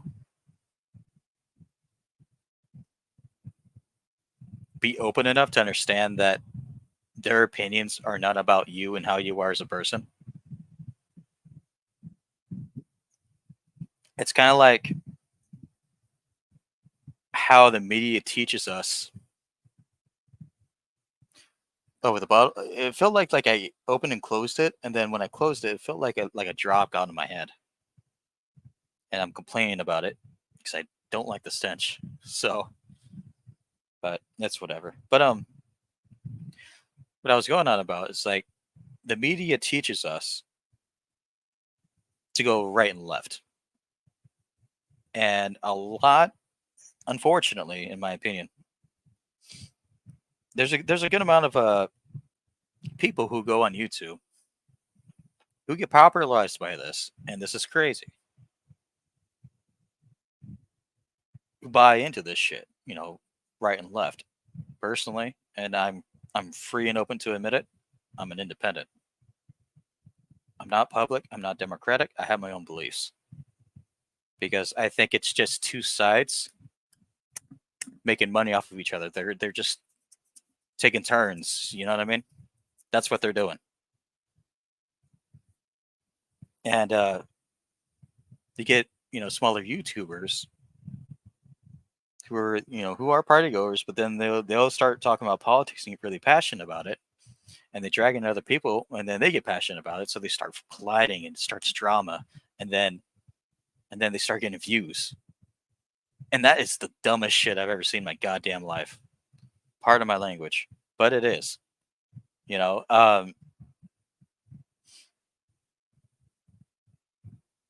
It, if I hear about anybody that I know making like even like 2 grand a month off of YouTube just because they get that, because they're that's what their main game is, bro. I don't care for it. It makes no sense to me because I think everyone would be in a better mental place if we just had one mindset to do one thing. I like talking about music. I like talking about history. I like talking about, you know, non technically non-controversial things unless one specific person in my life gets out of hand, then I'll approach it. But see, like it could be right, left wing for me. Like I honestly don't care. Like that anyone who believes if they're Republic, a Democrat, or actually is or whatever, what you believe in is what you believe in. I think there's a lot of people out there who are making money off of different opinions, and it's bullshit because it's not really work. It's manipulating the mind of the people. You get what I'm saying? Because that shit gets views. And it doesn't just get views on YouTube. It gets views on the social medias. It gets views on Fox News and whether you're gonna vote for Kamala or Trump or what's going on in your state. It gets a lot of views, and some people take advantage of that. A lot of people take advantage of that, and that's the part that sucks. I think that sucks because that's not something that's not noble money to me.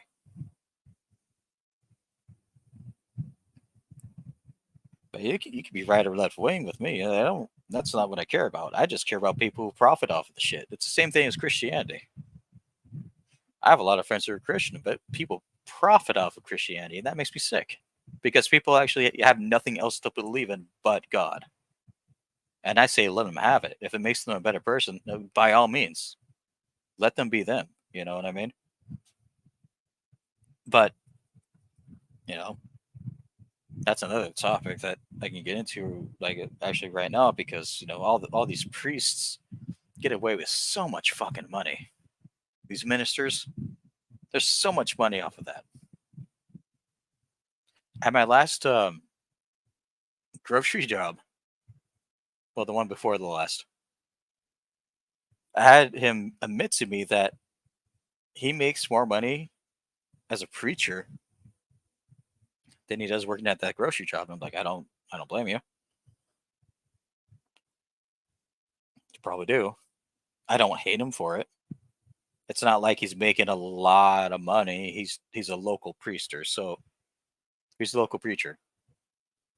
Uh, and he makes a living, not a killer living or anything like that. He's comfortable, and you know what? If you're changing other people's lives, that's cool. I'm talking about the people who are like banking millions of dollars and buying $1 million homes, like that one bastard who had that huge church, and there's a flood. I forgot where it was, and he wouldn't let the people who were affected by the flood in the churches because he's like, oh, I don't want to get the water in the church. Bruh, there are people out there. If water got in your church, I'm sure they're willing to work with it. You know?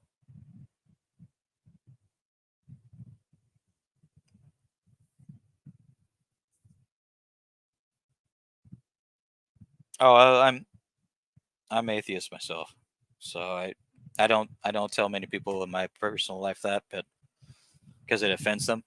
But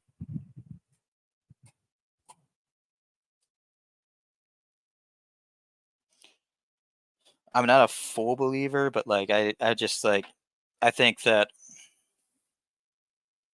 for my life, if there's a higher power, he wants me to take charge of my own shit. Where is it?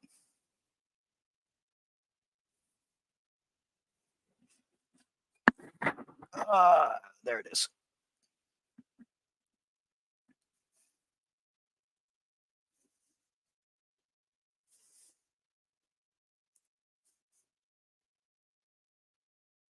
This is a stretch. There it is. Okay, and that's just how I see it, man. And like the family that helped raise me, they were all Christian, and I hold absolutely nothing against them for that because of the way they went about it. Like they never, no Christian in my life has ever tried to push their religion on me. I've never been open about it myself. I've always respected it, and they respected my boundaries in return. That's that's cool to me. So I mean, but personally, no. It's for me. It's more like me against myself.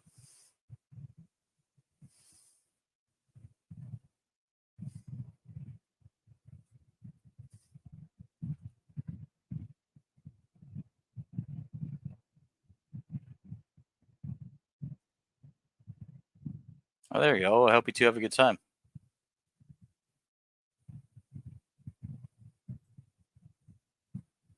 And like when I say like it's me against myself, I think that's legitimate, just my personality.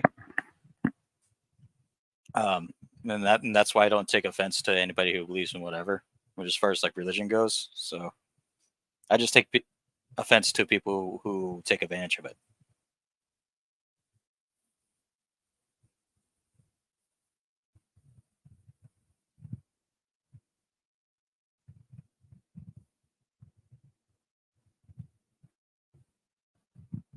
All right.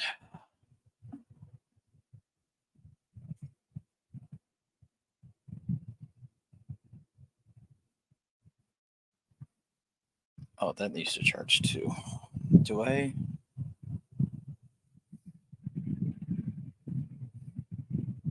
That's that. That's that. That's that. Oh, that's what that other charger was.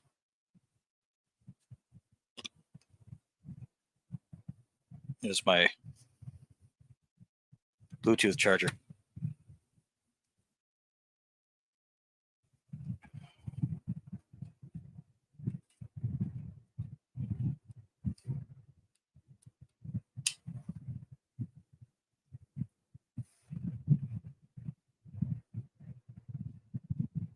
Gotta plug that in later. The charger's dead too. That's not gonna matter until tomorrow. This fly matters now, though. Staring at it.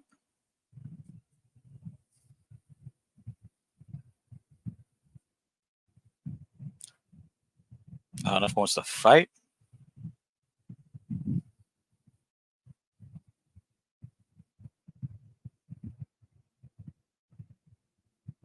But again, like with Walter here, I mean, like if he swings that way, it's like, okay.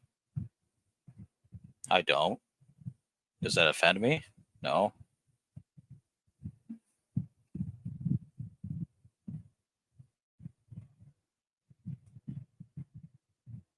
I know Boomhauer from King of the Hill, but I don't know the person, I don't think. But yeah, that's pretty cool. I figure someone like you might be intrigued in that art. Just a bunch of animals. Like like an old school like fairy tale artwork drawing.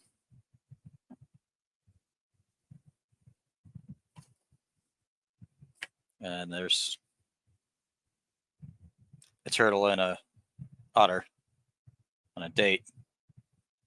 But it reminds me of like the 1980s, maybe early 1990s, like cartoon books.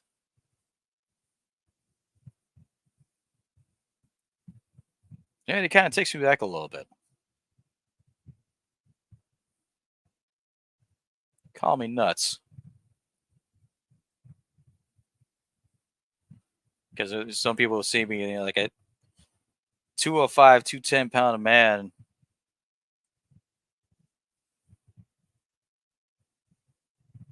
He's a friend of animals. Yeah. I like it. I love animals myself. More so than I do like people because I think animals are a lot more genuine than most people. So like whenever I go out and like for me it's kind of hard to date because I don't know about these women out here, you know. I don't foresee them as potential. Whenever I go out and look around, you know, even like when I walk around and I can see that they're on a date, I'll make quick eye contact because I like to survey the area where I'm at. I'll take a quick look, and they'll be on a date and look at me, and I'm just like, oh, you ain't trustworthy.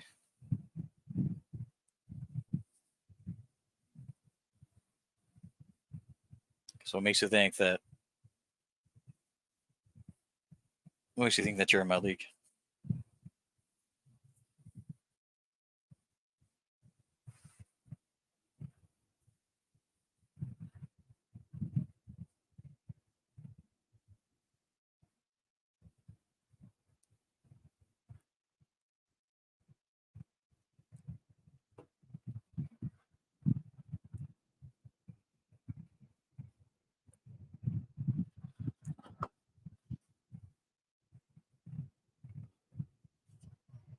Because I wouldn't mind meeting a girl that would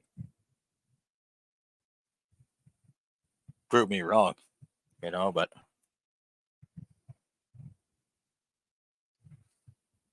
most of them I see, they're just like,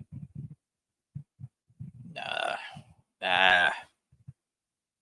I have a unique presence, and I understand that. And no, it's either like because I don't really have a terrifying face, but I have the beard, and I'm just like, yeah, I got a full beard, and you know, and my posture's correct. I stand up straight wherever I walk, and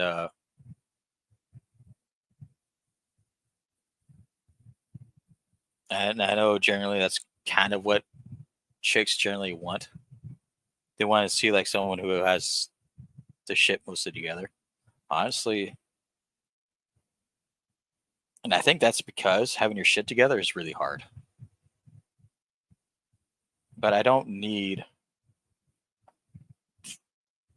I want someone who has already something who has already have goals and sets in their mind.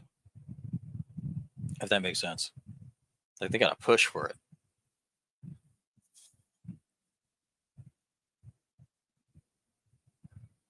That's why when I left the the grocery store for good, is because it's like I don't see myself in the future as being anybody who would be dateable for anyone who I would see as dateable. You know, saw the other girls working in that grocery store, and I'm just like, you kind of no, a little bit. I don't want to say cringy, but it kind of what it is because it's literally making me like cringe a little. Not that they're bad people, but it's just like I don't see myself with you. I just don't. You're not the vibe. You know what I mean? So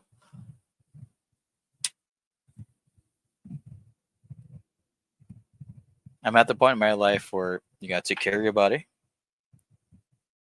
and to the best of your abilities. I'm fair about that. I'm not body judgmental, but if I could see someone has like a decent odor, if they shower, they look like they're trying, and I see them eating like fruits and veggies. Like say that they're pretty overweight, but they're eating healthy while they're around me. I'm like, yeah, that's what that I could work with. You know, the personality comes up, and they're all just like, I don't know. I don't know. I don't know anyone I'm talking about. Maybe I don't know what when the woman. So, but I don't know. Just some effort. I met a lot of girls who don't give effort at all in life, and that's just a major turnoff. It pisses me off when I see that because they see me and they they tend to see me as like some sort of opportunity, and I'm like, I'm not that. You're damn wrong. I am not that. I am in my mid 30s now. I'm tired of everybody's shit. So, and I've been pretty vocal about it. I'm not having it anymore. I'd be more understanding if I was a little bit younger, a little bit more within having a little bit more vitality. But uh, now it's just like, no, I don't, because I kind of see a little bit more of what you're trying to do here. I don't believe life should be a free ride. I really don't. And for anybody. Sometimes it ends up being like that, but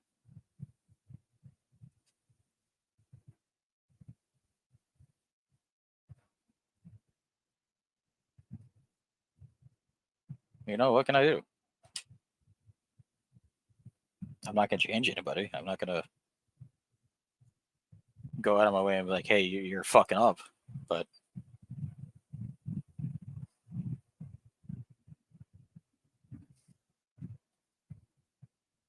yeah, man, like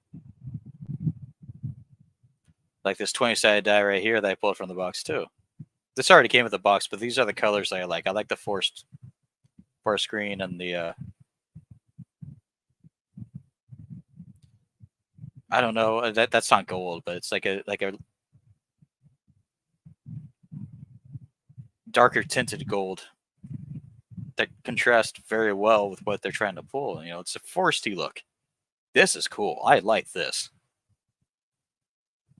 What do I roll?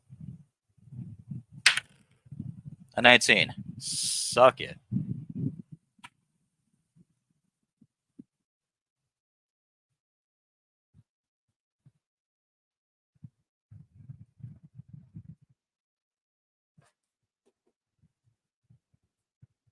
Well, look at those cards again.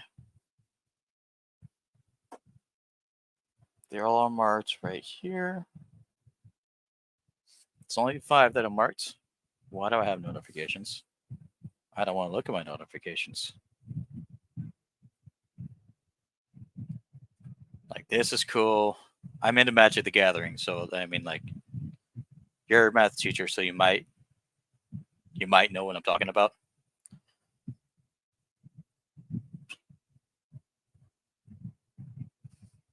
So these are the main cards that I pulled out of the 9 packs that I got. And I paid about $40 for the 9 packs, which is pretty good. I might do it again. And, you know, they're all like animal based, but they're animal based off of Magic the Gathering cards. So it's like that's cool. I like that.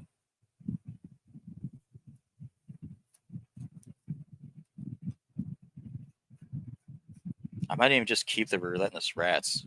But the other ones, I know I'm going to have to make money off of doing this, at least a little bit.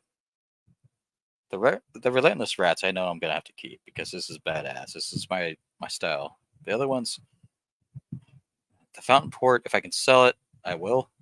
And I'll sell it for $5. Everything else is going to be up to discretion.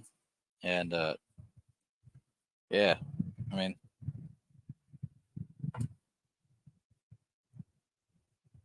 Mount Rainier. I don't know where Mount Rainier is. Let's look up where Mount Rainier is. After I look up what the fuck is happening to my Facebook. Because I keep hearing it.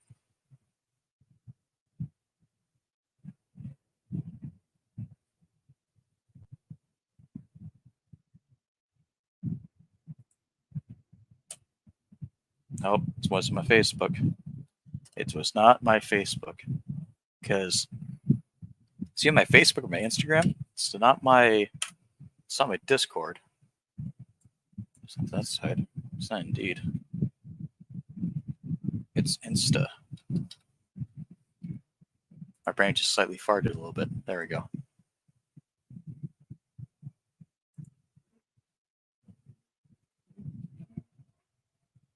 Why did it make that noise then?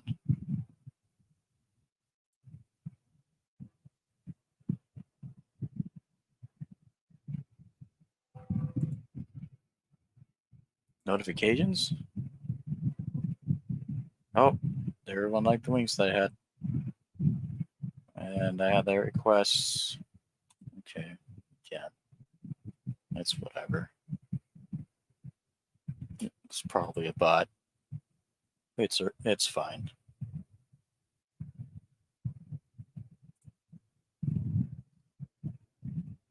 Washington State. I see. This song also already played. Why is it playing again?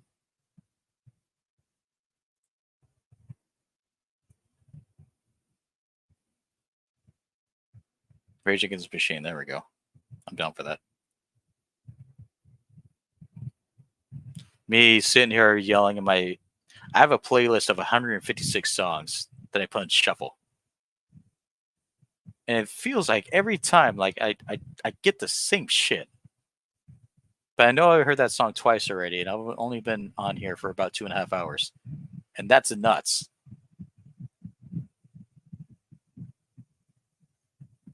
Because each 10 songs should be the equivalent to about an album.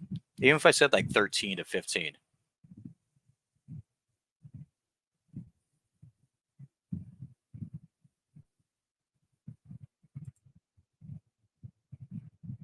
Oh, so you're going up to Washington. Okay, I see.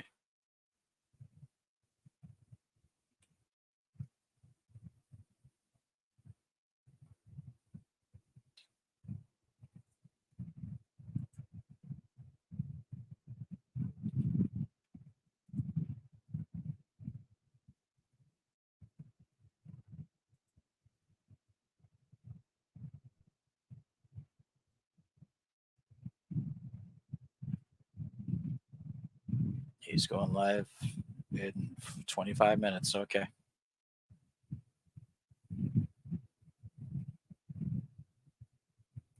What if I don't want to? Oh, he's doing a lot of traveling then. See, that's cool. I would love to do that too.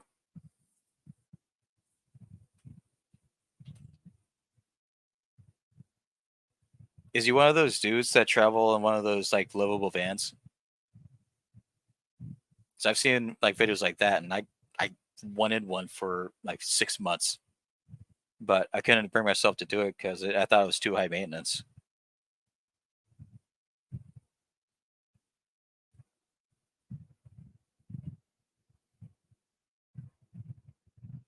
Because I saw, like, I watched videos that they were built like from the ground up. I'm like, wow, that's a lot of work.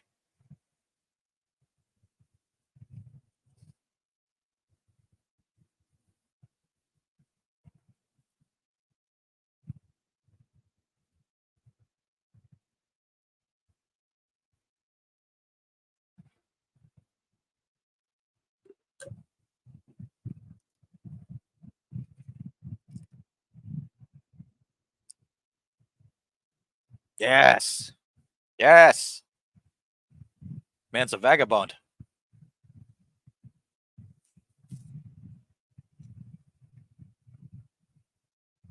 That's badass. I envy that shit. Because for me, like I want a boat because I think it'll be less maintenance for me because it's just like I don't have to drive it. I just have to work on it, you know. But now I have to deal with the winter.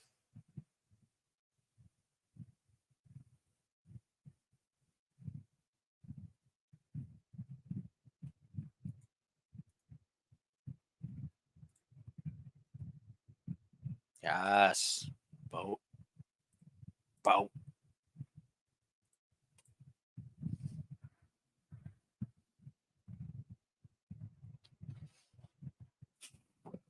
I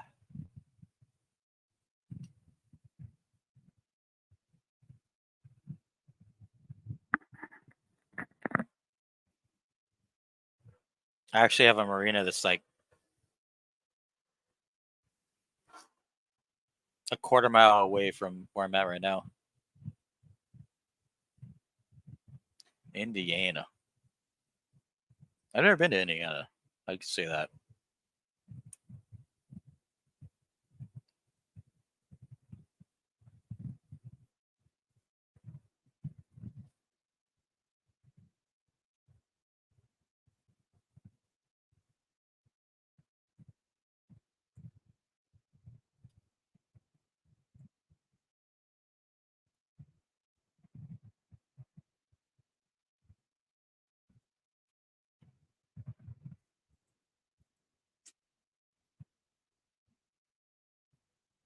Turn up the music just a little bit.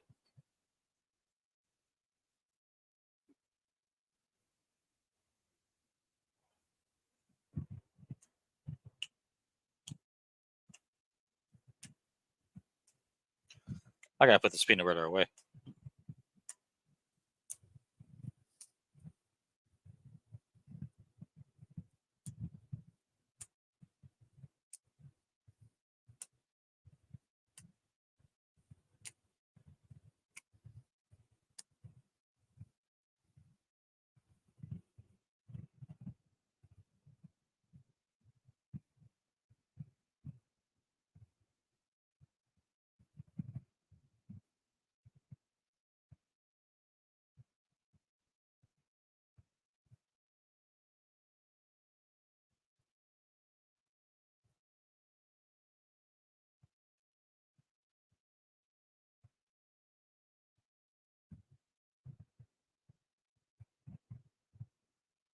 I should show you one of these boats actually that I saw. I really want it, but it's too expensive. It's out of my price range.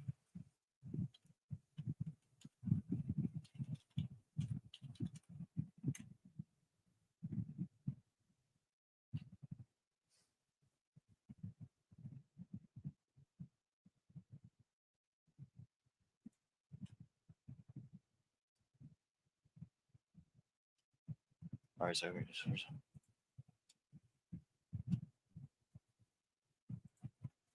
I think I saved it. Just in case if I didn't.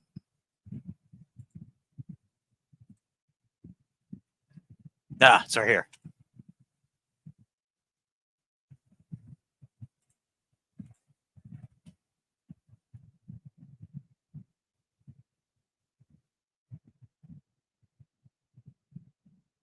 Yeah, I did, Doctor. Let's put the cards out. Put it right back here in, and I separate everything. The scratcher was slightly more impressive, but I paid 40 for the box. And then these 5 rares, like wait. These two, wait. I can't do the backwards shit. These two. 5 and 5 a piece. So this was $10. And I got plenty of other stuff in here too, but they're not like big hitters. These two were $10 a piece. So that's 30 out of the 40. This one was 20. So I didn't get like any like huge. There was something like really big, but it paid for the box, and then I have other stuff that I can just like keep aside and wait and see like it might go up.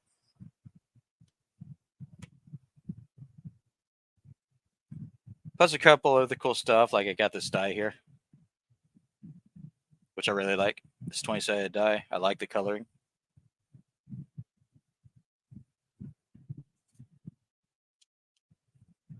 And a bunch of animal scum in it.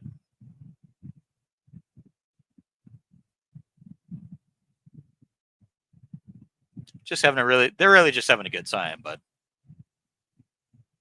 you know what I mean. So it was a good pull, and then the scratcher that I got was 30, and then I won back 50. So like, honestly, to be real, it could have been a hell of a lot better, but it could have been a hell of a lot worse. I am not complaining about that that pullout. That was a cool experience. Like just having that, like you know what? Now I got a box to put my other cards in. Now I have a clean desk. So because I had so many cards like spread about, and I was just like, fuck it, I need a new box anyway. So it turns into a box that can hold a lot more cards than what's actually selling, which is really helpful. So I end up putting like everything that was scattered about into this box. So now next time we go through it, I could just bring out this box, and now like instead of like trying to organize pile by pile within my head and stress myself out, now I know it's all in that box, and if I have to break that box out, I could do so.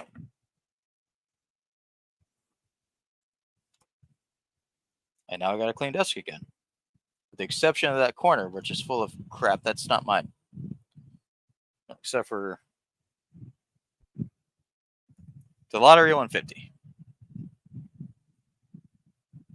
You match 13 to 13. It's $50, and I paid 30 for that. And I decided to get that because I wanted to get a multiplier, but again, I can't complain about that either. So, like you see the 13 right here and there. So it's a $50 winner. So I'm like, yeah, that's dope. Dope comeback.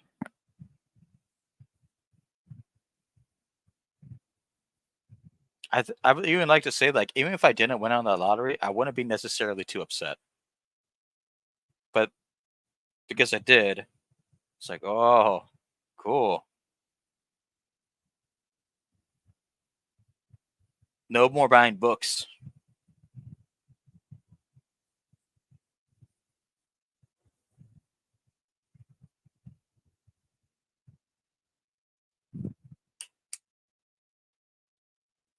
This is what I spray on me. That's what I rub my ass with.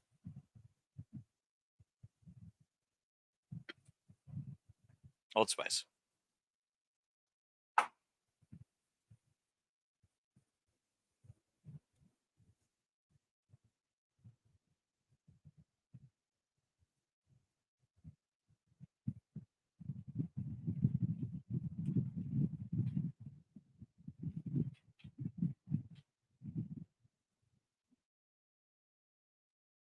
Oh yeah, the boat.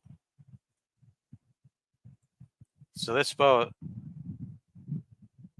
is very if I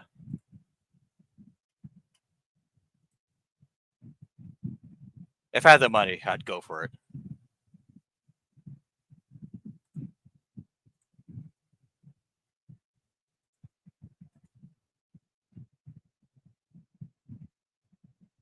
So this is the head's quarters. Oh, that's a TV, a bed.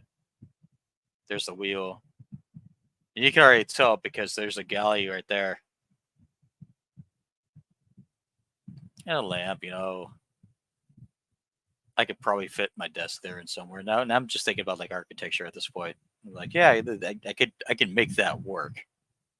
And then this is what it looks like on the outside.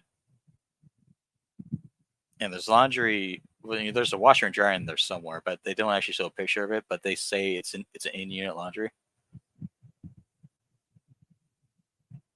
And whoever owned it just rode a bike, which okay.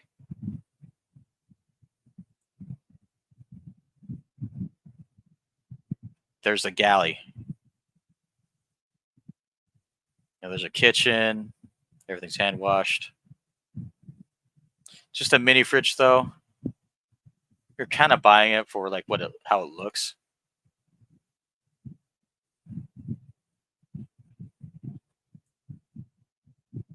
Sitting area. But like the exterior artwork is hella cool.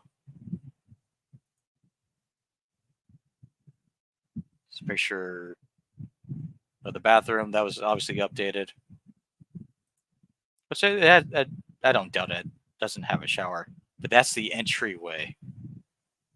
So you get through here to go into the living area, which leads to that, and then there's another entryway that you can get through the other galley, and right here, and use the bathroom.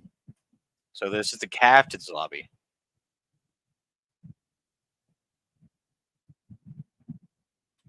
I think this is cool as shit. And if I had the $80,000, I'd be like, yeah, give that to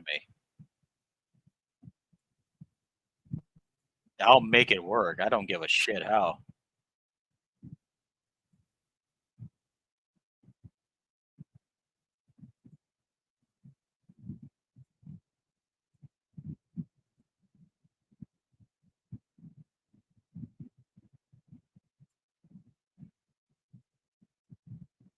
It has all these curtains because I know I don't like the light, all the blackout curtains. But that's not really the important part.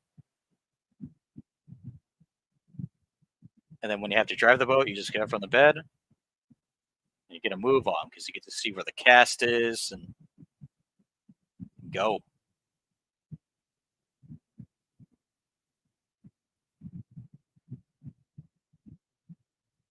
But obviously, it was used like a party musician's boat, but which I dig, as long as it has everything going for it.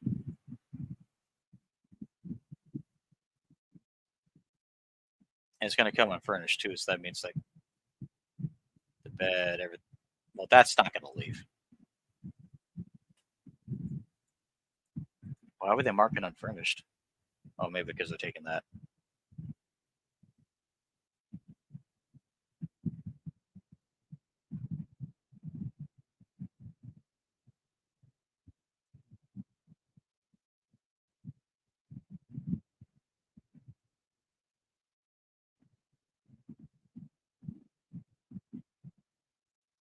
Here a little.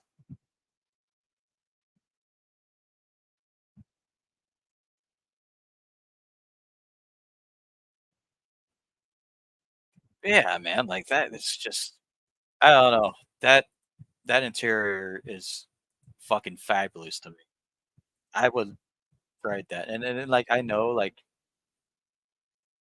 where you look at the bottom and where it's darkened out. I know they did that to protect it from the water for a very very long time, so you can actually not worry about like wood rust or anything like that. This is cool shit. My only concern is like how the captain's lodge should be ventilated, but I would say fuck it personally.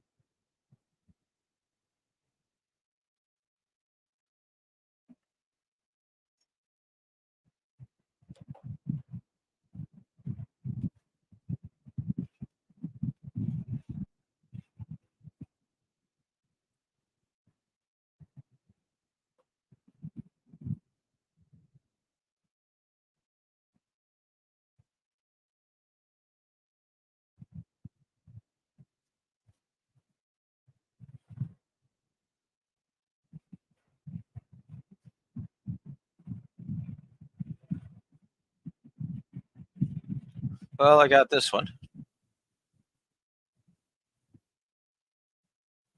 That one I didn't like. I have some of these. This one I do like.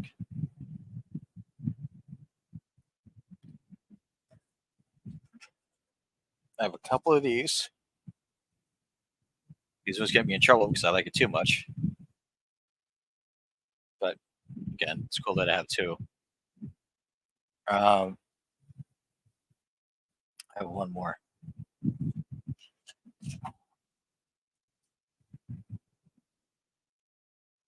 This one's also cool too.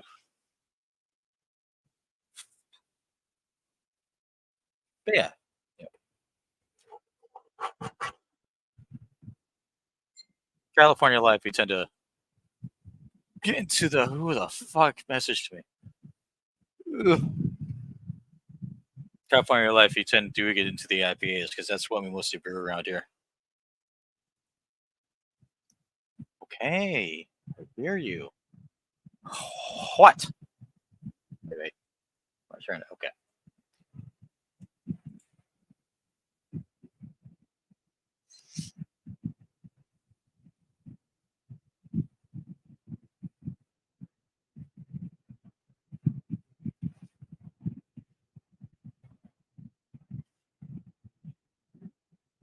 Uh,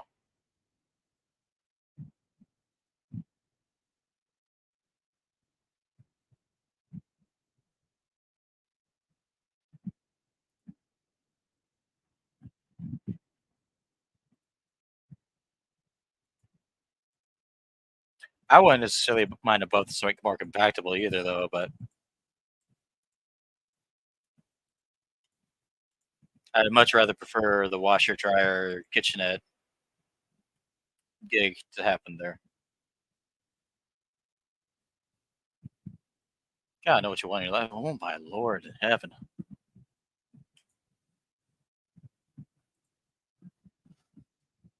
Closing Facebook. A big hearted IPA. Big fucking typing in the wrong goddamn thing. Uh, big hearted IPA.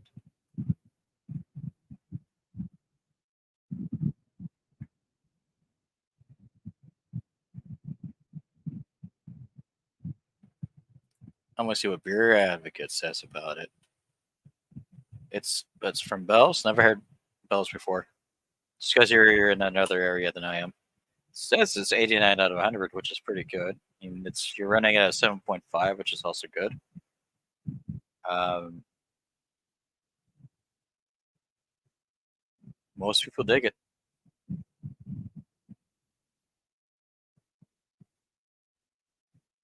And from what I'm reading, it's like the people who don't dig it just don't really know how to handle their alcohol. They just give weird.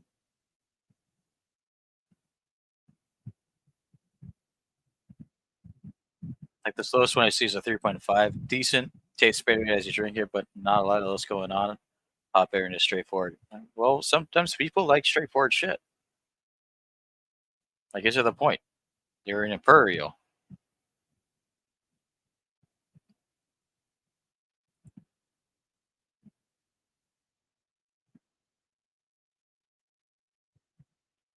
Imperial IPAs have to be straightforward. And I don't think people who brew beer understand that, or people who aspire to do that. They don't understand. Like, people who buy double IPAs, they're looking for that certain hop. And this, if that's their hop, that's what they want. That's what they want to taste. A straightforward hop heavy double. So to rate it like a 3.5 and that's all you had to say, though, yeah, no. Probably deserves a 4 out of 5.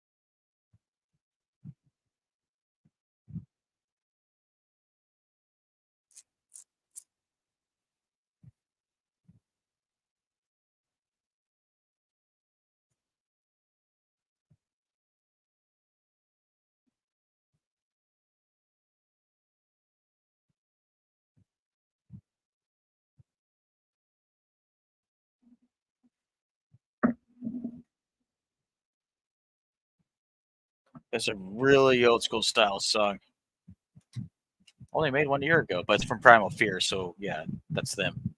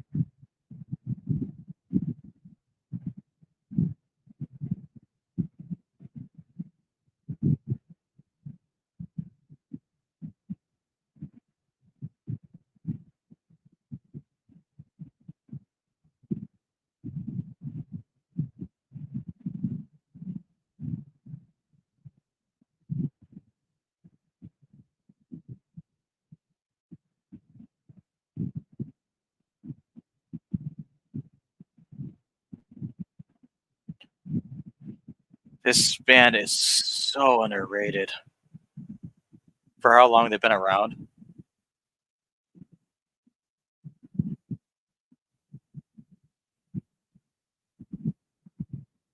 And they always like escape my mind, and that's why I have them on my playlist. But it's like, yeah, these.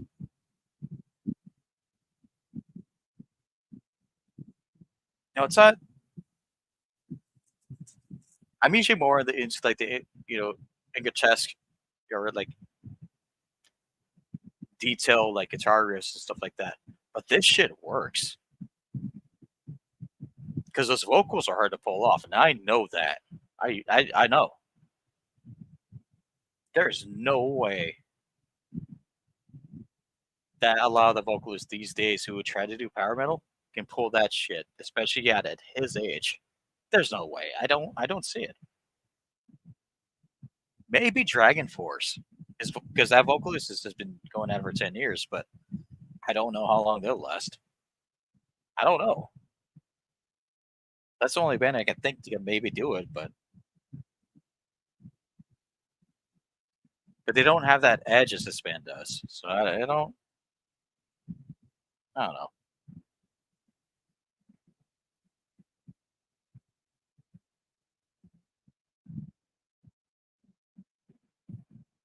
You can also tell how old this guy is because he's wearing chains on his belt that are getting like right below the button or uh, the bucket. He's wearing jeans, but you know what? That's fine because I would do the same thing. That's fine. You know. Okay.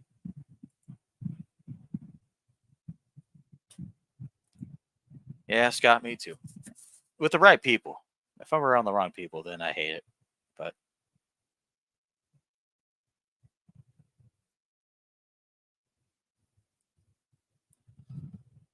stuff.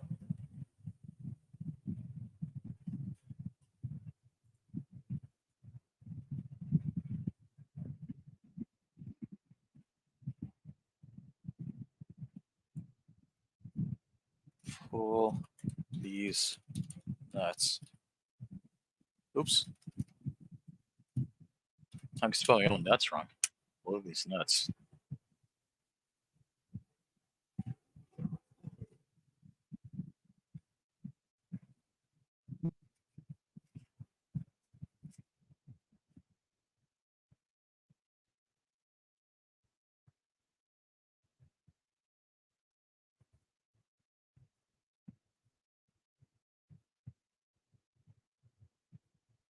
Uh,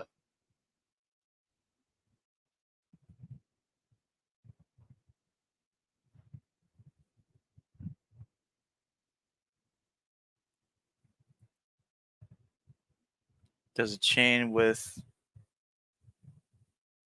Bull GTS? That doesn't. Bullet trains? Is that what you meant to type?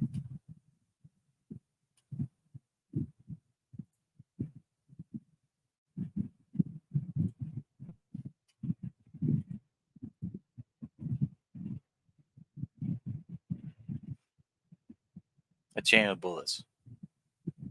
Oh. Let's go back to my yeah. Oh god, this is actually pretty.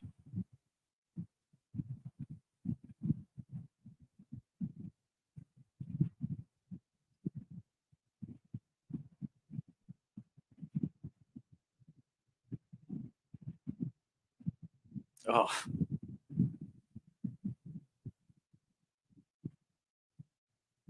that's actually true. That is actually true. I remember watching that whole video and like when you're um when you're a fan of wrestling for as long as I am, you understand that the choreographic stuff. You understand that things happen. Nothing in that match happened wrong. It was just so weird because as people found out, it's just like Eddie knew Lita was gonna go for that Hurricane Rana, and she knew how to take a power bomb, and he was just like, you know what? I'm just gonna do it as hard as I can for no reason, for absolutely no reason. She turned out okay, but I'm pretty sure there was some ruffle and scuffle and beyond the curtain, as they say in the professional wrestling history. Because like, why the fuck would you do it that hard? You know, God bless Eddie.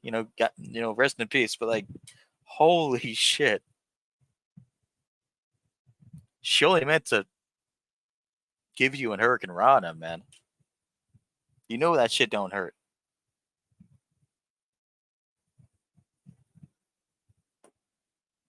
But I think he's just trying to be the bad guy.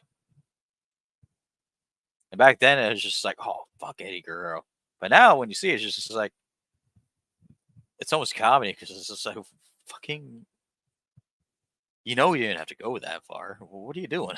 you know?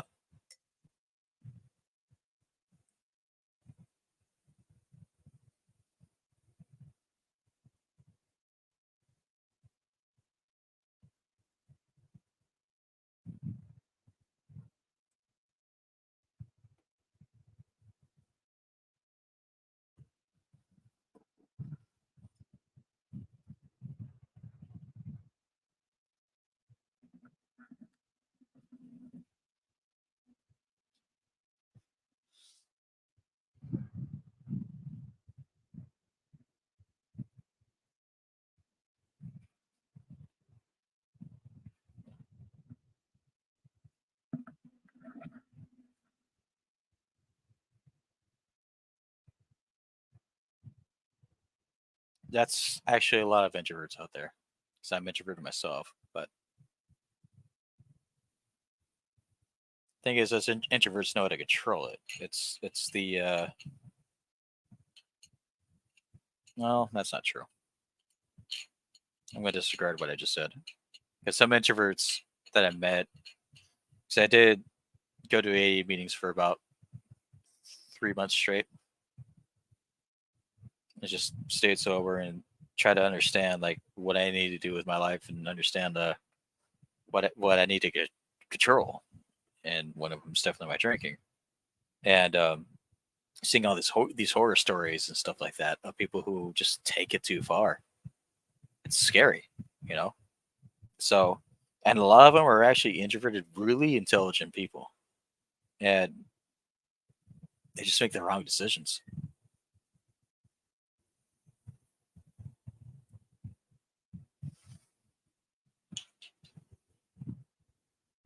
and they know they do. And sometimes they think they're too smart to admit it, but the actual smarter thing is to. And I'm not saying that they're that kind of person. Obviously, you can do whatever the fuck you want, but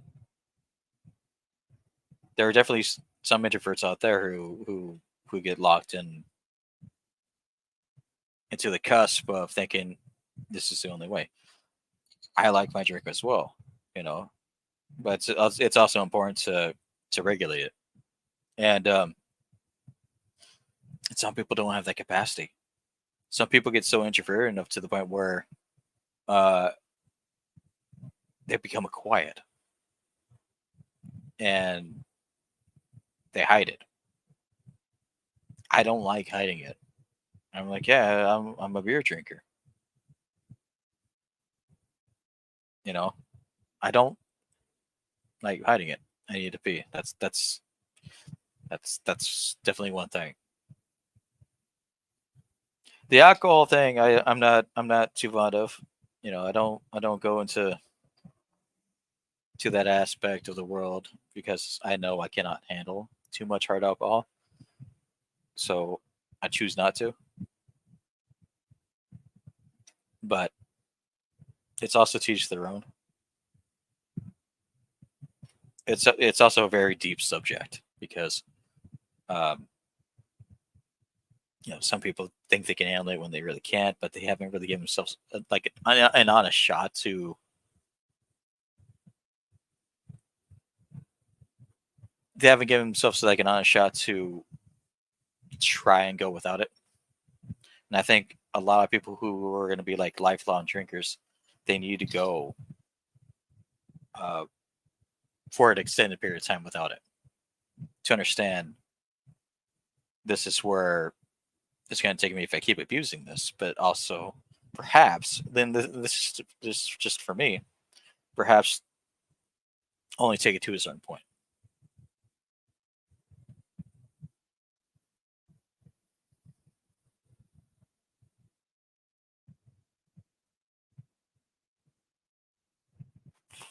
Because we got careers, man. Like I'm not gonna go out and blow my career on it. I'm not gonna go into work hungover anymore. I did that a lot, and no, hell, fucking no. I got my future on the line for it.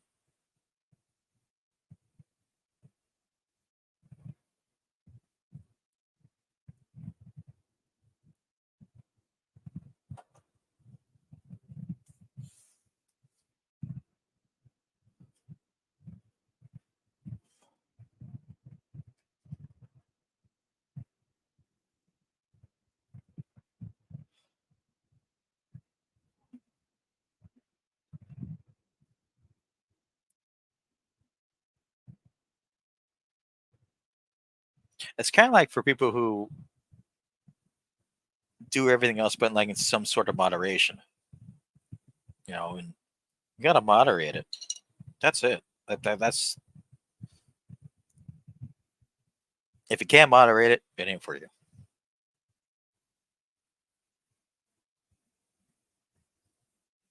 And on the other end of the spectrum that and the other end of the spectrum, like there's quite a few days that I go to the store. I'm like, you know what? I don't care for alcohol right now. I think I want a soda or I want to try this water over here. You know, I'm very interested in sodas these days because when I was doing night shift, in my opinion, I tried every fucking energy drink under the sun, and they serve their purpose and they taste pretty good. But honest to God, I think that shit would kill me. So I don't want to be wired up and eventually having a heart attack because I started drinking rock stars over anything else. Rock stars were my thing, and I'll buy them once in a while, but I don't necessarily get excited for caffeine as much as I used to. I just like the carbonation of like a pop or an occasional uh, rock star or sometimes Monster, but Monster doesn't really do it for me. But I think it was like 3 months into my second run night shift, and I learned a lot really quickly. That honestly, now I was talking to my boss at the time about this, and like no one would listen to him because he did it for 4 years straight. And he was like, you know what I did, in my time? I'd stay up, force myself to sleep. It's hard, but if you want to stay up, eat a banana and get some potassium in you. And I was like, that makes a lot of sense. And I did that. And I felt a lot healthier doing what I was doing. You know, go to work before they check out, buy a few bananas, and then this is my thing. Have my water after work. I'd have a couple beers, and then I would at 12. I would say I'm going to chill and I'm going to watch a couple more things for a couple more hours on YouTube, and then I would fall asleep at 3 and have a 7 straight hours sleep every time I worked a night shift from that point on. Well, it took about a week, but from that point on afterwards, 7 hours sleep until I had to wake up. It was so life changing because night shift is technically easy, but if you don't know how to regulate your schedule for the night shift, you know, your body's going to bust on you. Because I was a night shift stalker. And if you put so many chemicals and crap into it, what happens is that your body starts to slowly starts to shiver because you're doing a lot of workout. Like you're working your body out. You're going to a workout. That's what it is. Shelf stocking for me was a workout overnight. And once I started doing that, I did it for about 2 to 3 more months after the word. I would have beer every day. Not much, just enough to where I said, okay, well, you can have as much as you can drink as you want, so long as you stop at this hour, which was 12 o'clock for me. And then I would spend about 3 hours not having anything. And then the next few hours of sleep, and I'd wake up just fine. Because the amount of time that I had between when I got off and noon was about 2 hours. It wasn't much to drink. So and I was happy. I wanted out. I wanted out night shift so I can do whatever I wanted outside of the world, but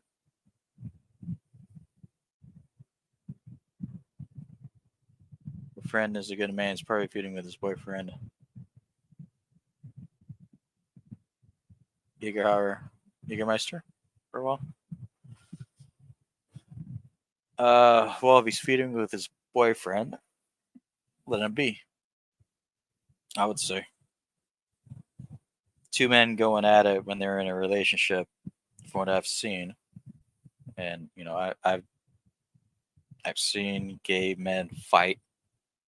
They're in a relationship. It's a lot different when a man than getting involved when a man and woman fights, because I think, despite what people believe, when two gay men fight, it's two testosterone still going at it. There's no testosterone and testosterone going at it. It's two testosterone. So I'm just like, well, you guys figure it out. Fuck it. I don't break up or not. I don't give a shit. So I don't get involved in that. Hell no. I did it once, and it wasn't even directly. It was sort of indirectly, and I didn't even get involved with both. I got involved with one, and I said, well, I said the wrong thing, and like, well, maybe you should sit down and talk with him about it. And he looked at me and was like, I fucking did. You won't fucking listen. I'm like, oh. And that's when I learned, I don't think you guys are listening to each other. And I said that, and he was like, I am listening to him. I'm like, okay, I'm done. And I waved my hands, like, nope, can't do it. And that was my reasoning. So it's hard to get involved into homosexual relationships and try to cast an opinion about it, because you never fucking know what's going on. If they're fighting for a lot more than, in my opinion, they're fighting for a lot more than what's actually going on in the public eye. So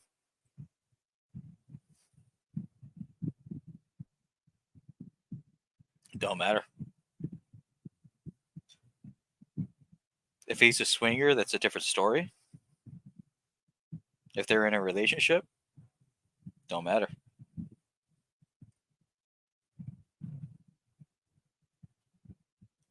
Got to remember, man, I'm from California. I know a lot of people who are bisexual. A lot of people who are homosexual, a lot of people are straight.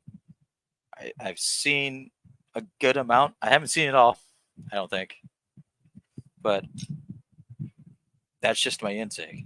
It's hard as a friend to get involved with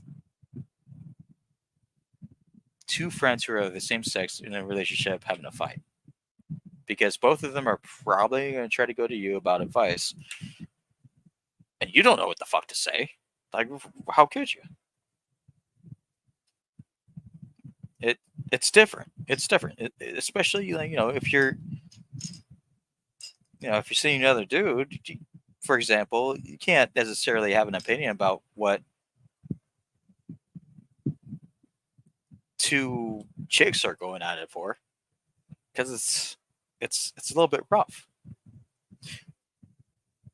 It might be different when a gay couple are fighting and you're in this like communication and you're in another gay couple relationship. It's different then to maybe have a opinion about, but if there's still like a lot of testosterone there, it doesn't matter how you swing.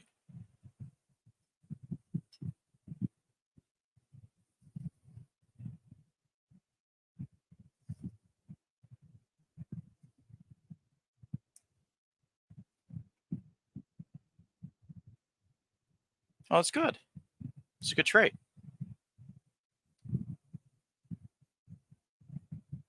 I am playing with this cat, and it deserves to be in the trash because I feel like it's gonna try and start cutting me because it's the cap of that 40.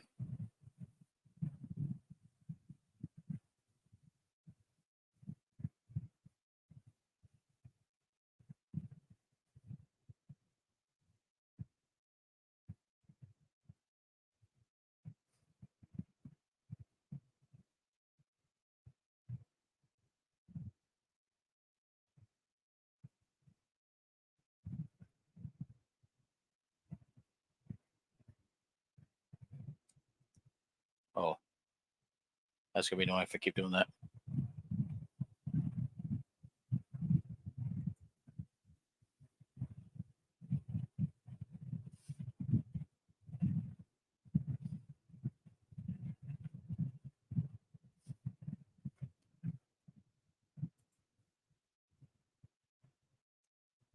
But yeah, man, I would say like it's hard to stress out about that shit because like you're never gonna know what to say truly until like you're behind the closed doors of that kind of relationship because most people are more understanding when it comes to a male and female relationship to where they may have an opinion, but it's different when and it's not hating on anybody's sexuality. It's just biologically different. It's that's just what it is. Like there's nothing gonna change in someone's genes to despite how they dress, despite how they act, uh, to make them react in an argument. There's just not. And take it from a guy, my older brother is a homosexual and's had plenty of relationships. And in his situation, I don't like going into it too much. But whenever there was a fight, it just came out into violence. So it's tough for me personally to give advice myself, but that's what I see.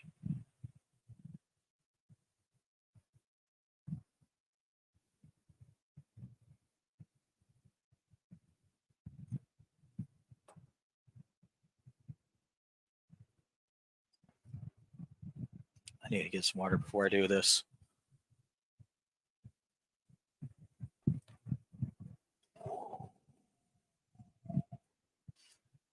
I want this one out of my life.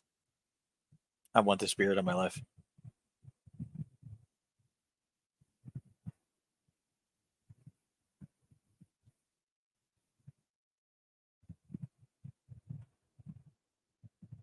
If you like him as a friend or whatever, that's cool. Do that. You know, I'm just saying if he asks you for advice, kind of be a little bit discreet. Say maybe or just if you know what I mean, then I would say because it's uncomfortable for everybody, you know, and and I would say that I would say it's uncomfortable for everybody, including myself. I would say that I don't necessarily know how to respond to it, and I would try to sit down with him. And if he sits down, if you guys chat it out, and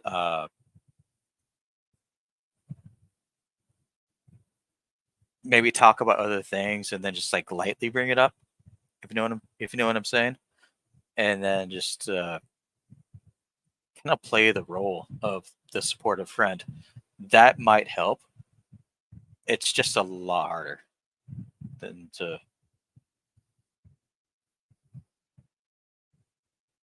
you know.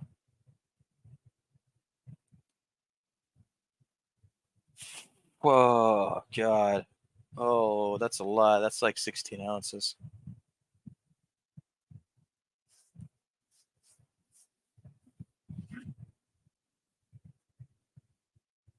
By the way, 35 years old.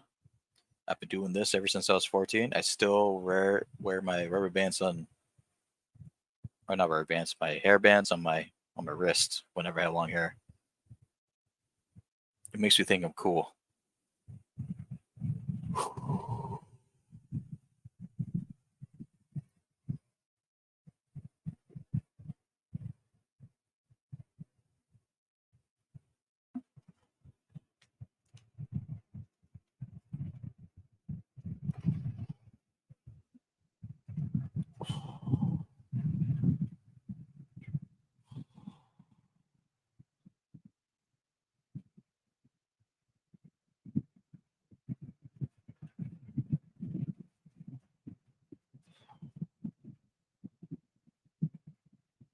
The song's really cool too.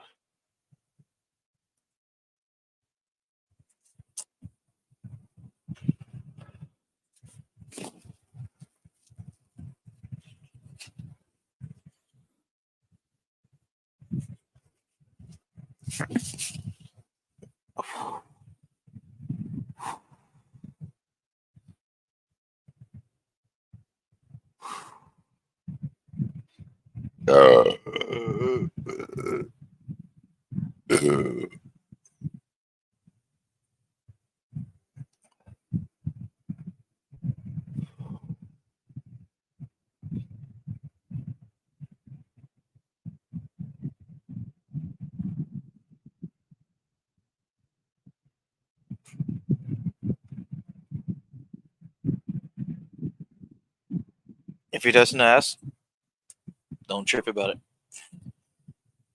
Because if he's not asking for advice, he's probably already figuring out a way to figure it out. Which I would commend him for that.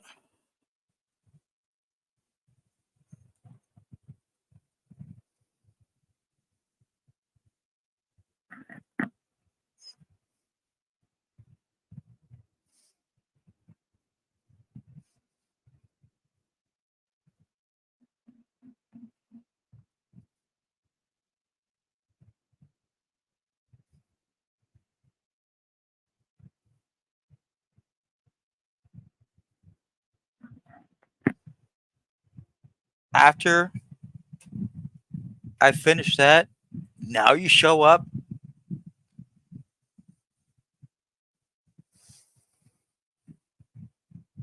What's up, Tarlan? I missed you.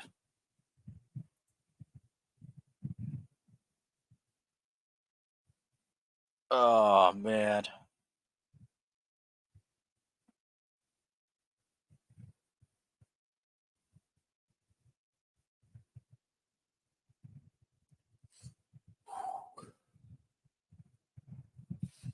How you like my new setup? Yeah, You like my elaborate curtains, my wall of shit.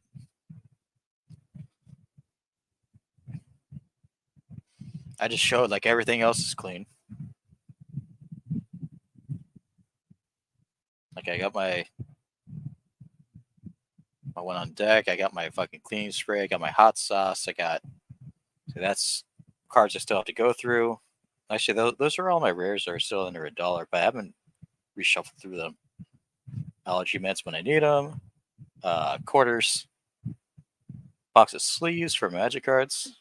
And over here, if I can. I just finished this. This is also on deck. This is my fucking peanut butter. And back there are my Magic Gathering cards. I'll stack them nicely. And then this lovely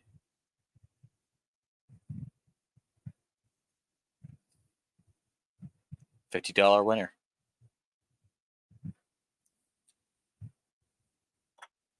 I got that all figured out, with my deodorant.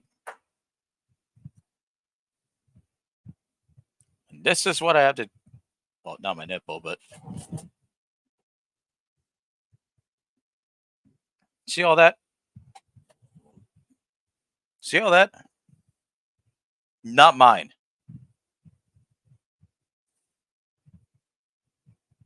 See that? Not mine. That basket right there, it's mine because I haven't folded my laundry yet. Everything else in here is not fucking mine. This Rolling Rock is, but it's got bought it for $1.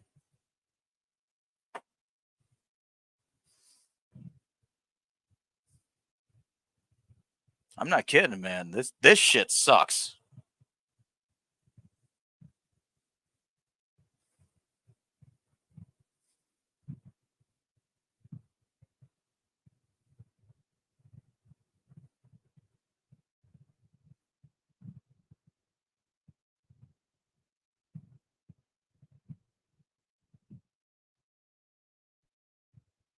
People wonder why I'm so pissed off all the time. That big Tupperware thing behind that basket. You can't really see it because it's still a bit too dark. Sucks. All this trash, which I consider trash, all these clothing items are not mine. But I had to stack them in a way to have to reorganize this shit so I can walk. So I can walk into the room that I sleep in and work 40 hours a week. That basket right there, laundry I haven't folded yet. And then there's more shit.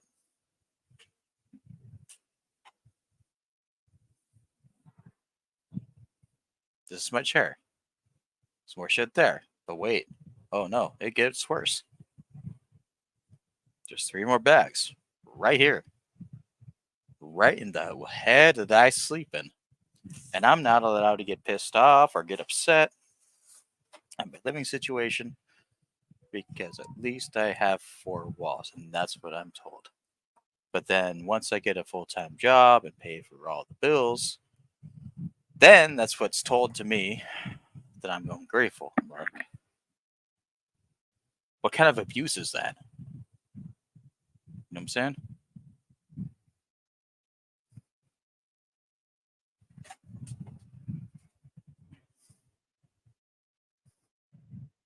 I don't want to sleep like that.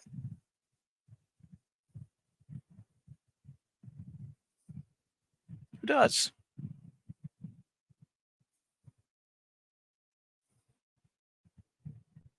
Like my bed isn't even a fucking mattress. It's laid with a piece of shit on the metal bars.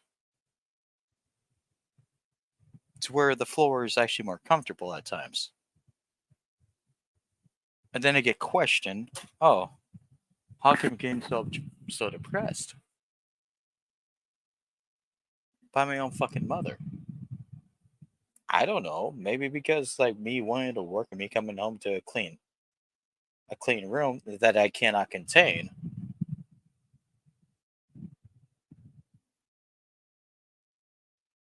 Because of all the shit.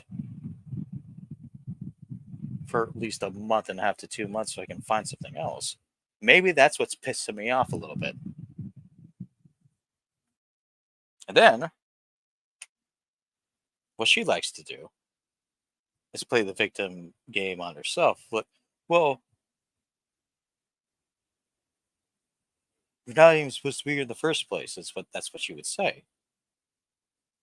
And I was like, you tell me this now?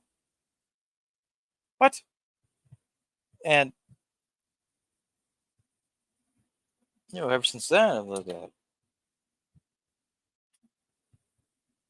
there's so much shit that's going on that now I can talk about. That I don't necessarily like to, because I don't like to talk about other people's shit.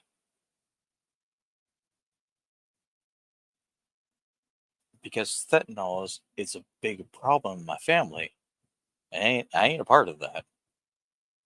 I have my beer. That's what I do. And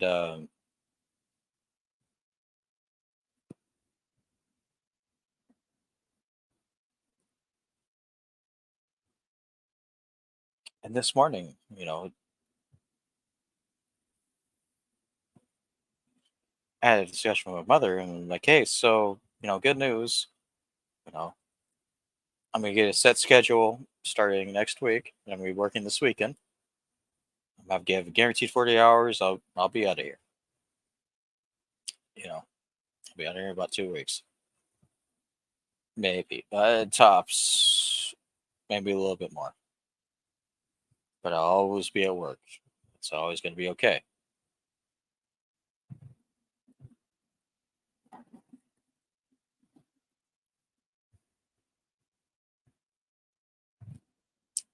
And what she told me, it really got to me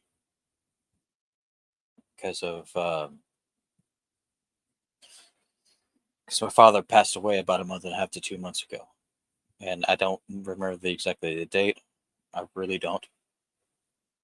And it got to me for quite a bit, and I had to make a like inside decision within myself to say, you know what, don't sulk for too long. Do what you feel like. Do what you feel like can more than what you think you deserve in life. Quit listening to other people because they don't know. And it's true. Other people don't know what's best for you at least 75% of the time. Because if you have that drive, if you have that will, nothing's going to stop you.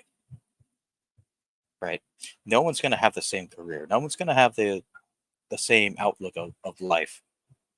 And that's heavily important, especially to me. And because having to live around this crap that's eventually neglected, surrounded by me, is just surrounded by crap that my own family decided to put on me yet again and have me deal with it and then ask me, hey, why are you depressed? After a month and a half after my father passed away, I was asked that this morning. And it drives me to the bone.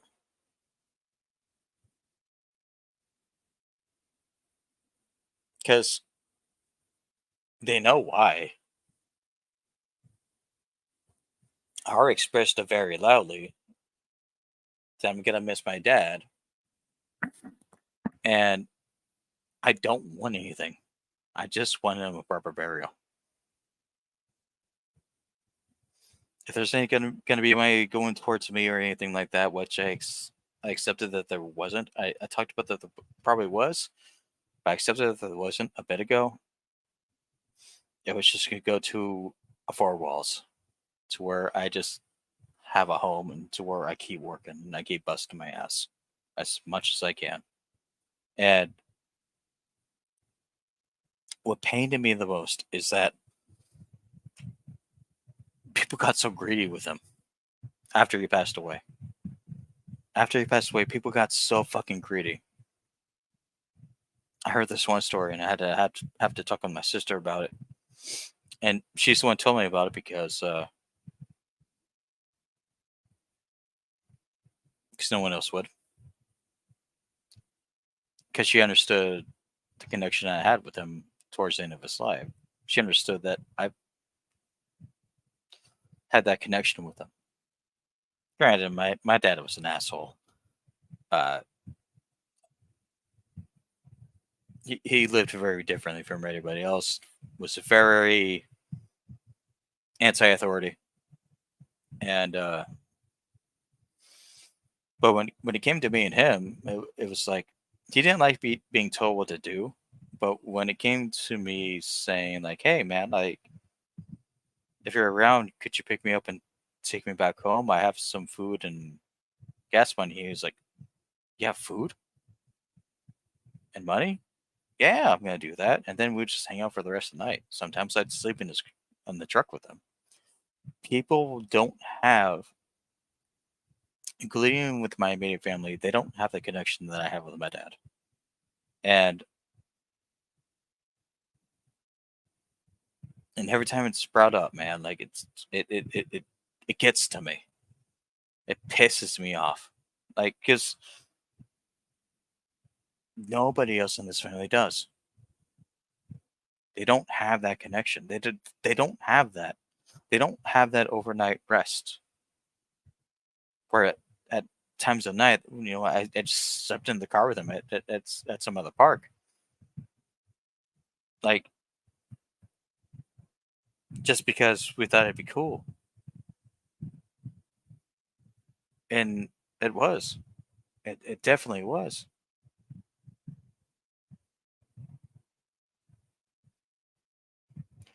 My father lost connection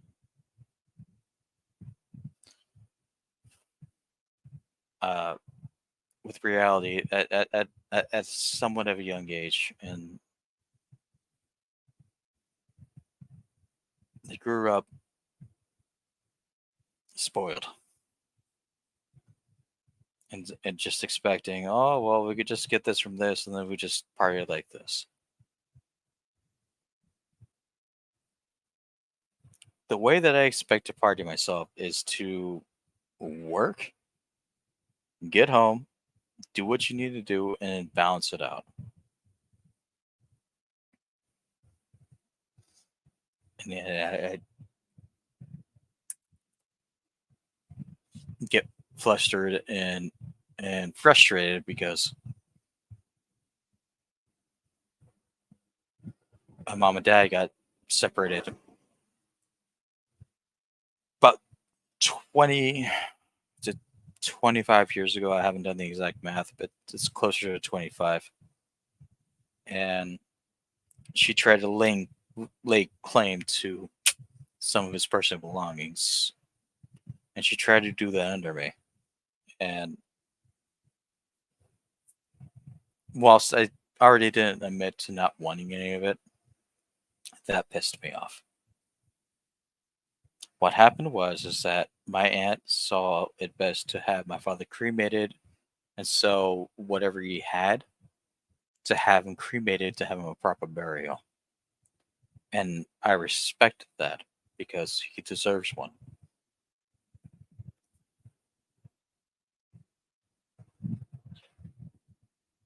Imagine how you feel. Imagine how I would feel.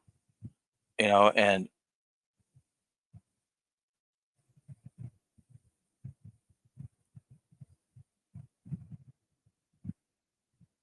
it's just like 3 nights ago, my mom goes out and does hard drugs when I'm trying to look out for her. And then she looks at me 2 days later, I'm like, hey, why are you so depressed? What? Like,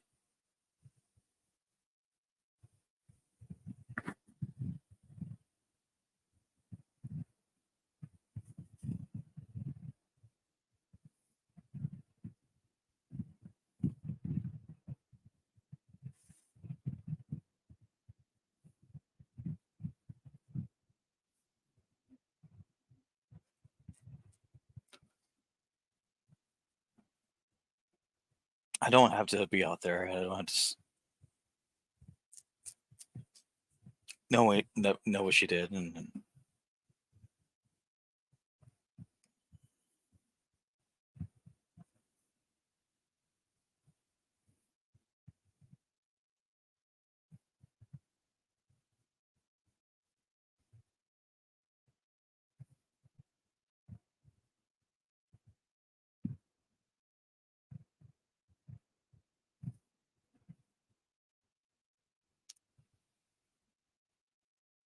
yeah, you're welcome.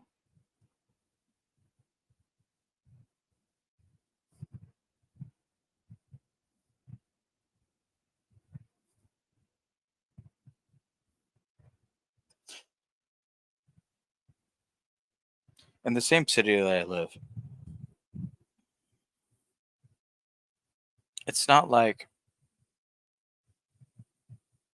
my mother's my only option. It's the option that I chose, and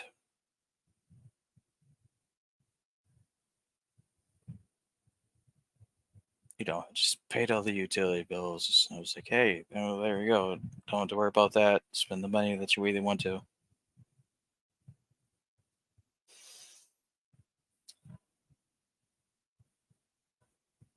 Then she went to go out, and then she went out to go to drugs. Came back and asked me for more money.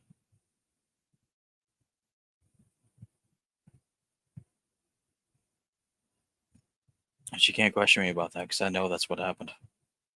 I know exactly this exact dime and dollar how much money she gets. And I thought I was doing a favor. And and that shit it frustrates me because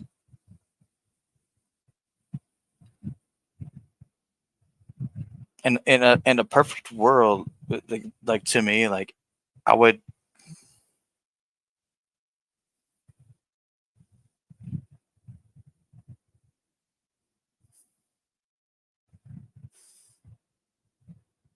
It's a fantasy, is what she's living in.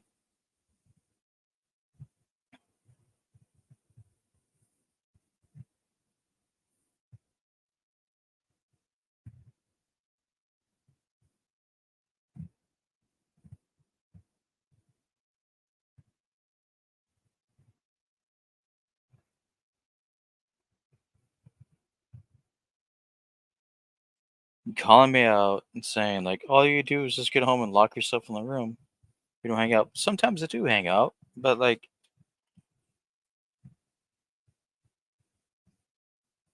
sometimes like when I wasn't working for the past like week and a half, I was going on to apps and doing like surveys just so I can make it, some sort of money to to bring something in, just so nothing happened, you know.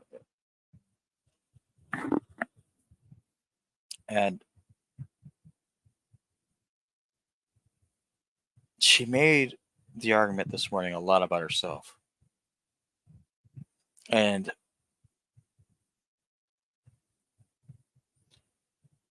uh, no, don't, because I'm probably gonna end soon. Um,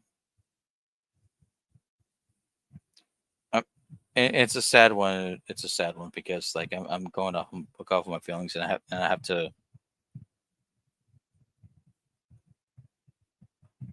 end it on this because like to be fair, and again, this is something that I talked to my sister about.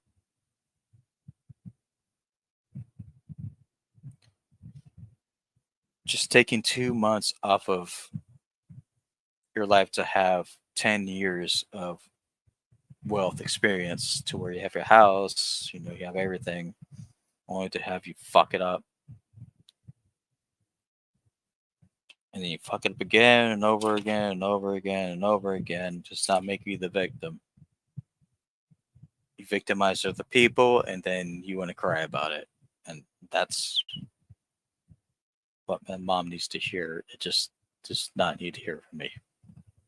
So that's how she lived. We lived off of 68 housing. All she did was go shopping. I walked myself to school when I was in middle school and high school. Or I took the bus in high school. And she just played it off and fucked it off. That's what she did. And it's true. She can't hide that. I already know she was up to when I was in high school. It was fucked. And as soon as she didn't get her way, she complained about it. Oh, I'm losing my housing. What's going on? Oh, you're losing housing. Our kids are graduated, and,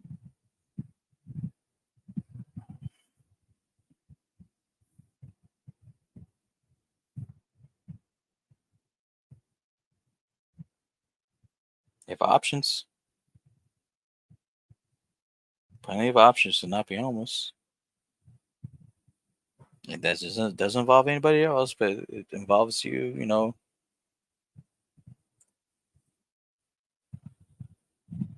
getting a break. But 10 plus years of living like that. Oh, I can't live like that anymore. When she lived for about that for up to until she was like 50, and that's when she started complaining. So,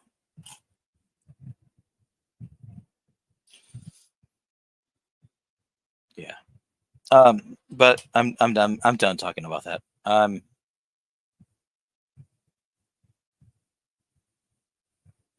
can't. Just because like I don't want to upset anybody. Um, sorry, maybe a little bit upset. I need to recuperate myself and enjoy my night. Walter, thank you. Uh, it's just something I need to get off my chest. And I know if I got it off my chest with her, it would turn into me victimizing her because she always needs her way. Because to be honest, with my mom, she always got her way in life. So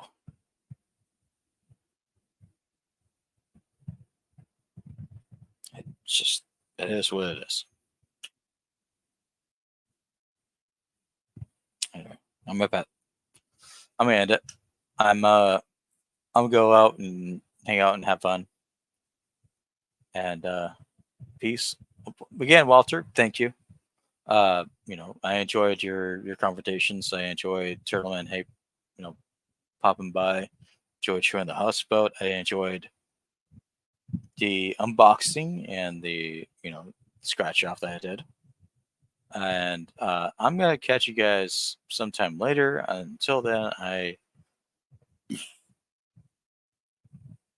if you don't know gut rot,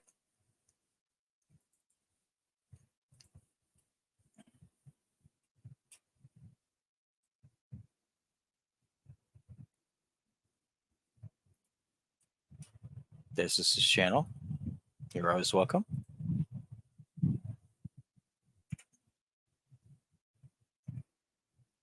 But I'm gonna take out before any of that happens. Catch a breather, and then but it's alright. I get upset easily.